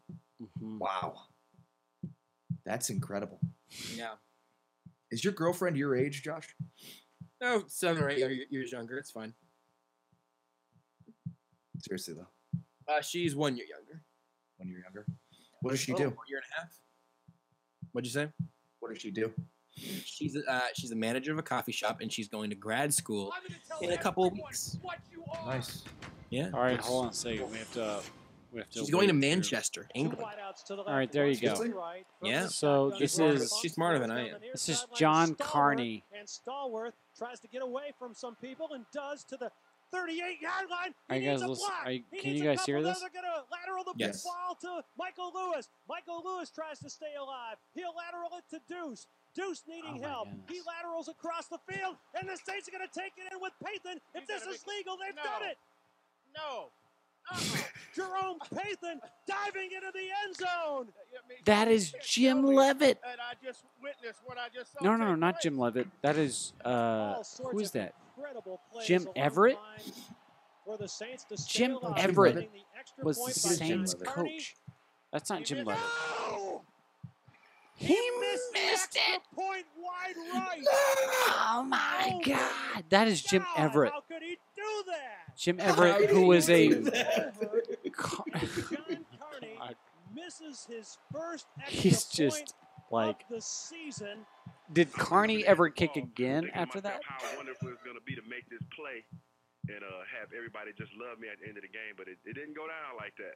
Well, how crazy was it? I mean, did it last so long that you had a sense of mind to say, "Oh my goodness, wow. this thing may actually hit," or was it just happening so fast? Right, I don't care. Well, you know what, man? I was kind of So, jogging down Josh, the are you field, going to stay with her when she goes to Manchester, England?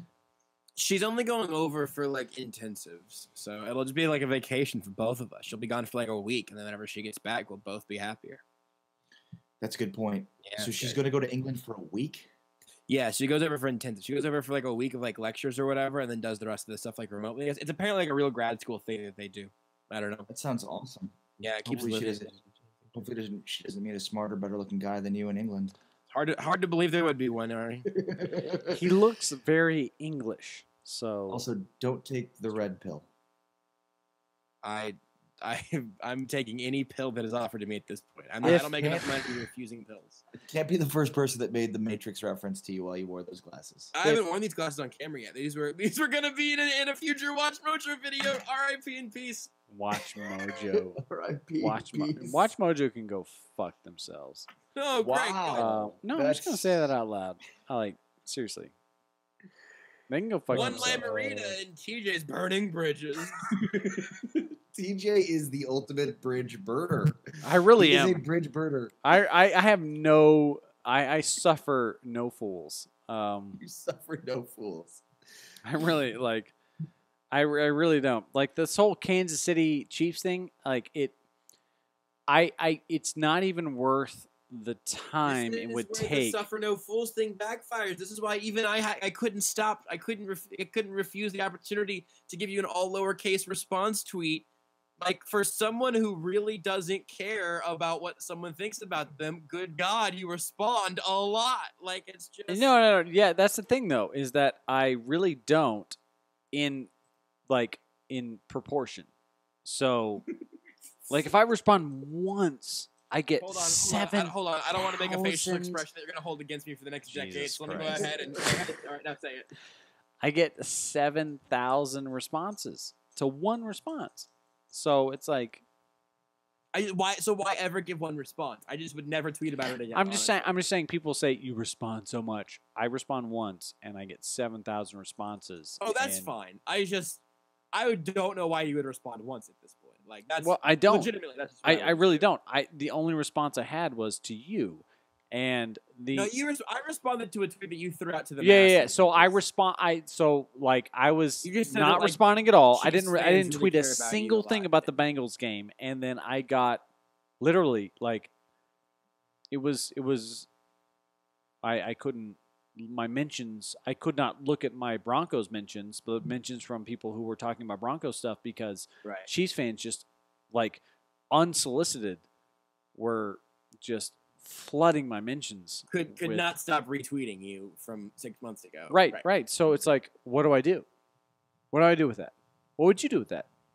And so I said, I did the only thing. Pretty liberally at this point. I did the only thing that I thought I could reasonably do, which was put a big middle finger to everybody in Kansas City, which was, hey, why is my validation so important to you?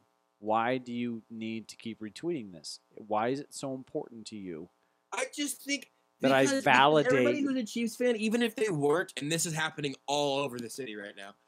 Everybody who is in Kansas City sees the success of Patrick Mahomes as them being right, even if they wanted Deshaun Watson or whatever. Then so you, who was saying, like, I don't think this is going to work, or at least not year one or whatever. But it's Right. That's a very important point. Yeah, Is yeah, I didn't I say got it wasn't you. going to work. I said it Yeah, wasn't right going to now, work out of the right gate. away. Yeah, sure.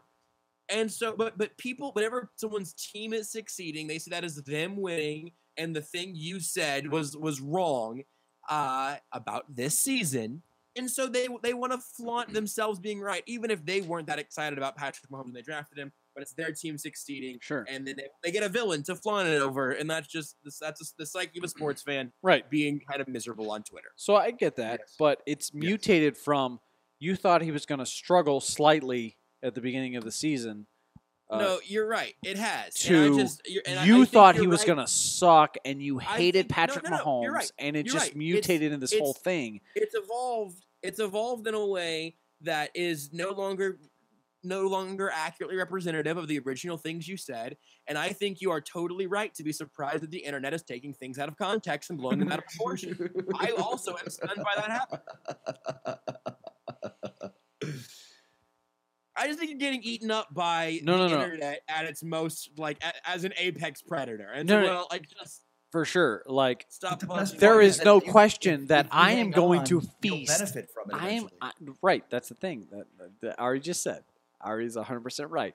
When All right, so you just keep when thinking they about it for the lose, next when they 5 blow years. an 18-point lead in the playoffs, like, I am going to feast. Like, my this is where fangs you're are wrong. going to grow 14 feet long into the This is where you're- ground, this is and where you're I'm not wrong, going to be though. able to chomp Nobody- down on. Nobody who's calling you an idiot right now is going to. You're not going to hear from any of them. No, that's if right. the Chiefs blow an 18-point lead at home. Sure. It's still going to be silent. So why Right. not just let it be silent the whole time? And then if that happens, you can just be like, yes, my mentions are no longer strong. Well, like, here's the thing: is I'm a very active person on Twitter, so it's I never knew that. it's. just tweet about the Nuggets. Just tweet about the Nuggets. See, here's the thing: is I've muted Chiefs, I've muted Kansas City, and Mahomes. You got to mute Mahomes. well, I've realized, and this was very hard for me to do because my philosophy on Twitter has always been to respect everyone's opinion. Mm-hmm. Not everybody deserves that. Yeah, right. And most of the people, the people who have proven that to me are all in Kansas City. Well, and I think that there's a pattern to that I actually don't think is city or region based as much as it's like people being defensive about something. And like, man, I for a long time, I don't think I started muting people until I crossed about 3,000 followers, which I just did pretty, not even a couple months ago, 2,500 followers. Yeah. And then now I'll mute somebody once or twice a week. I'll mute an account, because if you show up and you don't have any interest, and even like disagreeing like human beings, you just come in like in a way that you would absolutely never speak to an actual person, or you don't have a sense of humor about it, I'm just gonna mute you because it's just not worth it. Sure. Like you can go at that as many times as you want, and I'm not even gonna block you. You're just gonna be saying it to a turned off microphone, and that's what I've done at this point. Now, obviously, you got a lot of ground to make up. You have more people following you than I do. But here's the thing: I've got about 8,000 people following me, and I have tweeted out my big take that I have been very adamant about the last 6 or 7 days was, how the fuck was Philip Lindsay not drafted? Mhm. Like, and so that's been a big thing for me. Sure. And I got like maybe 200 retweets and like a bunch of likes on that tweet, and then people from Kansas City will say the only reason why anybody pays attention to you is because you tweet about Kansas City exclusively. And I look at that and I'm like, what? But so can like so that? like But you think those people are wrong, right? Just for the record. Well, they are wrong. They are wrong. Correct. It's But not follow it's the not like they I think they're wrong. It's like they are wrong. Sure, but it's that's fine. so That's I fine. mute those people. But it's just like every once in a while That's why I you do just it. look at it and I'm like, that's just like fuck you. It And doesn't make any sense. But it's a yeah, little just- bit of like, oh, you deleted this tweet. How dare you delete this tweet? Because it proves that you're wrong and now you're ashamed because you deleted this tweet. I haven't deleted any tweets. I've never deleted any tweet in my life. And people will say, oh, you deleted this tweet because now I can't retweet this tweet because for whatever reason there was a glitch in Twitter. And it's like, I didn't delete that tweet. And so like today was one of those instances in which I said, I didn't say. I saw a bunch of that, and it's like, oh, you're so ashamed. How ashamed are you of your tweet? Like, I'm not ashamed of my tweet, but like nobody knows that but me. It doesn't like. Okay, all right, fine. You be happy with you. I would just mute a bunch of people, and I mean, for me, the first rule is if you have a sense of humor about it, you're probably going to be okay. But like, you're at a point now where people aren't even going to take your sense of humor with like the benefit of the doubt that it deserves. Oh, for sure. And so it's just like, I don't feel like you have to take muting a bunch of people as you taking an L or whatever. Just mute people and then do the thing you'd rather be doing, which is talking about the football team in your market or whatever, like or tweeting about the Chiefs to people that are reasonable. I don't care. Like, But see, that's the thing. I haven't figured out if muting people is something that I'm morally opposed to or not.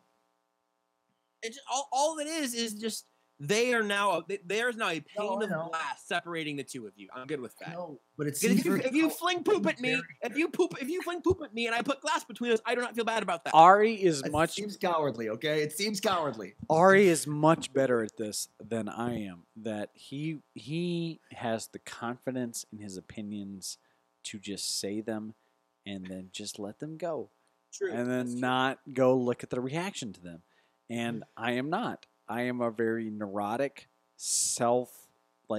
I internalize so much of this stuff.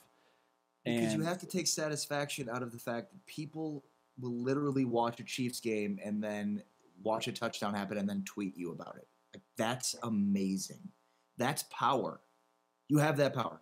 People will watch a Chiefs game last night and then tweet you when they score 40 points and tell you how wrong you are. right. Like, that's power. And that's, like you said, that's a good thing for me, but that's a bad thing for me because I look at people's responses to my opinions and I'm like, well, that's just dumb, and I'll just keep going. Oh, okay. I don't know.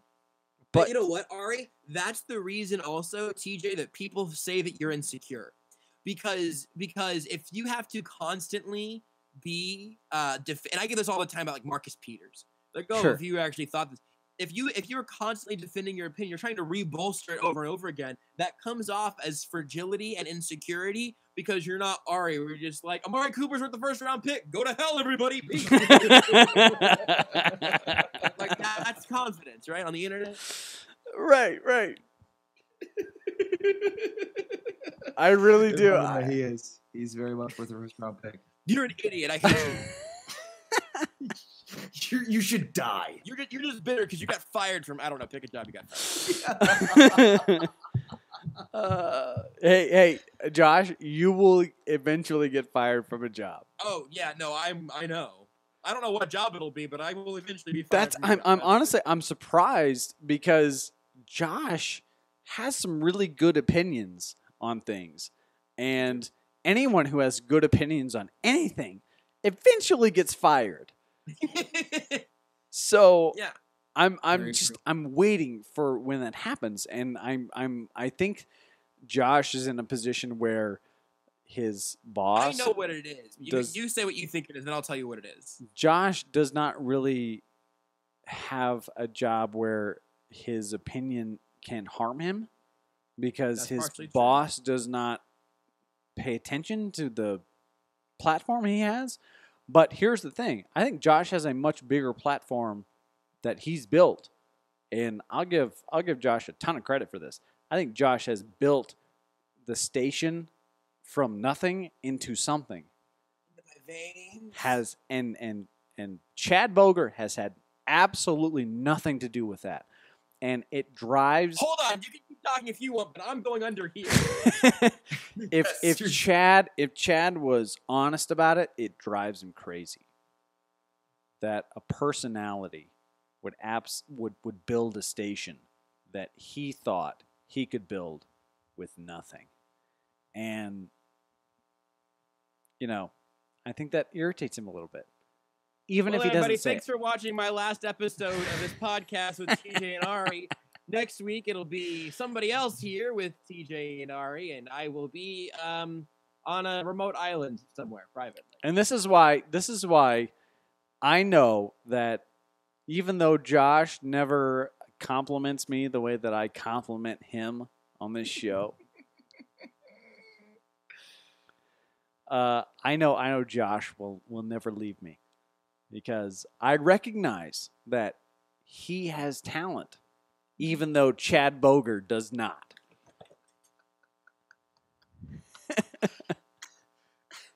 So it could be anyone under here. It could be anybody. Just to summarize, I'm Adam Mancuda. Josh will never leave TJ because he's the only one that identifies Josh's talent. That's right. TJ and my mom. I'm like Josh's mom. And here, I really do. I really do think Josh is very talented. I've also told Josh that he was shit. So Josh knows that when I say he's done a good job, he knows it's true.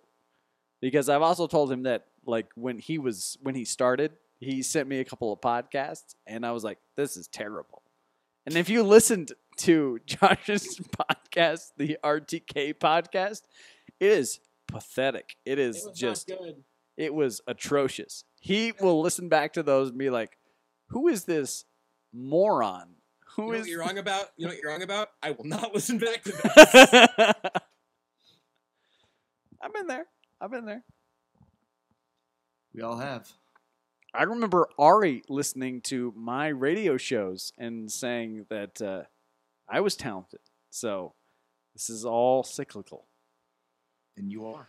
You both are very talented. I'm lucky enough to be on the screen with you both at the same time. I'm lucky to be on the screen with the pre- and post-game host for the Dallas Cowboys. Even though literally nobody's watching this, but I mean, other than that, no. This is. No, with my luck, someone high up at the company that I work for is watching, and this is going to cause me a real problem. And I don't even know if I should be arguing with TJ or if silence is the best. I have no idea what to do here.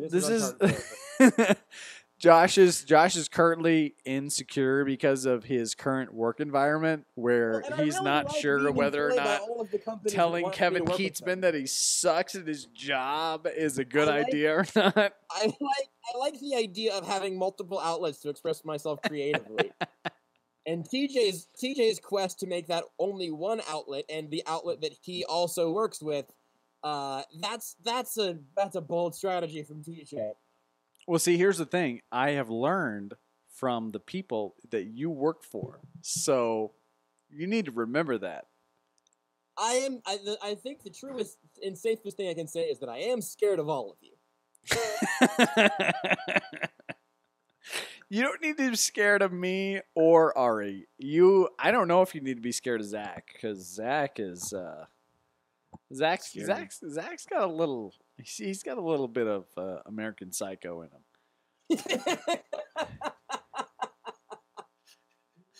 I laugh so hard because it's yeah. You're right. This is probably as good of a time as any to stop this podcast. No, Ari, stopping it about 20 minutes ago would have been the best. No, I mean, I could be anyone. This is. You know how I feel right now, you guys. You know what I feel like right now. Ooh. Double horse head. Double horse. You're gonna suffocate yourself. I'm That's very what we're worried. looking for. That's the goal. I just can't wait for him to just sort of like slowly lose oxygen and then just fall over. How was that visual? Was that funny? That was pretty good. That was a 3-hour podcast that we've done could be best summarized by one removal of one horse head. Into Also, another horse head. It was only a 3-hour podcast because it took you that long to get your webcam working, all right? Seriously, And if we're being honest, it's still not working. eventually, Chris is not going to be our only listener. Well, I hope he was today. Because I love all of my bosses. Hey, Falcons won. Congratulations to the Falcons. What did Little Beckham do? Any ideas? You catch anything? Yeah, he got a touchdown pass 3 minutes ago.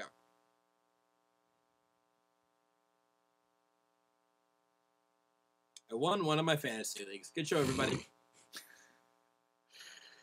All right. By the way, if you haven't seen the Nikki Glazer Joe Rogan podcast, you should watch it. You mentioned it is this last week. fantastic. It is very good. Also, Ooh, I won 2 of my fantasy leagues. the Bill Burr Joe Rogan podcast is excellent. You should watch it. Bill Burr's pretty funny. Bill Burr is very good. Also, Nikki Glazer's pretty funny, and she's hot. I receptions mentioned for 143 yards and a touchdown. This has been our Monday Night Football companion show. I mentioned that because my wife has been forcing me to watch Dancing with the Stars, and Nikki Glazer was on that this season. So, All right, I'm gonna get going, guys. all right, guys. This has been the Phantom Shitcast episode The last 2. one. It's the last. It's the last one. We're gonna do this again Monday night. No, because the Cowboys. No, sorry, it's a bye week. Cowboys next Monday night, right? 2 Monday nights. All right, fine. So we'll be here next Monday All night. right, Damn we it. are all slaves to the Cowboys now. Directives. Hey, watch my video, which tells you how much the Cowboys suck. And Are we still live? no, seriously, I said in the video that Jason Garrett had the spine of a used condom. That used condom used by Jerry Jones. So It go. had a lot of views. Does it? Yeah.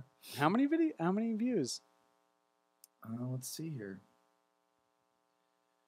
I mean, after I shared it to a bunch of pages, it was up to like 4,000. Are we still live? Is the show over? No, not yet. We're still live. Oh. I am about to 11,000 end the. views, I'm TJ. about to end the video as soon as we finish this conversation. 11,000 views, DJ. That's not bad. Do they hate me? Because they probably do. If you get 11,000 views and they don't all hate you in the comments, it doesn't even count. I mean, I don't know why, but everyone always hates me, and I don't. We have 2 hours of explanation as to why that is, and we just rewatch this. That's fuck you, Josh.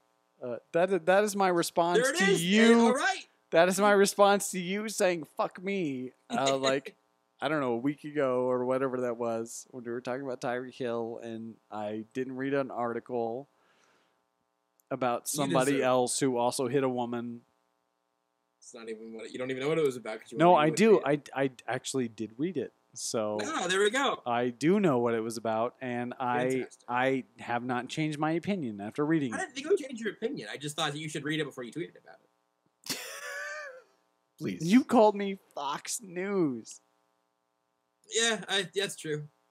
Because you were tweeting about an article you hadn't read. But like I have all the information. Like I don't. Yes, but that was never a conversation about changing the information on Tyreek Hill. It was like, hey, this article is pretty level-headed, and I think it was a well-written article that did something completely independent of never changing information. Yeah, it was a. I thought that article had merit, independent of trying to change your opinion on anything. I will say that for that person in their personal journey, that was a good article for them to write for themselves. That's and fine, yeah. perhaps a few other people. It was not a good article to write in relation to Tyreek Hill, because Tyreek Hill tried to suffocate a woman to death, and well, I appreciate you now commenting on it after having read the article, which is all I was asking for. That was literally the entire thing I was ever asking for. I didn't think you were going to read it and go, oh, you know what? My eyes are open. Everything has changed. I just wanted you to read the article. Why am I being held in this live stream against my will? Blink twice. All right. Mom, come save me. Jason Rice is better than CNN. Yes! One person. Let her go. It was our best show ever. That was good. That was good.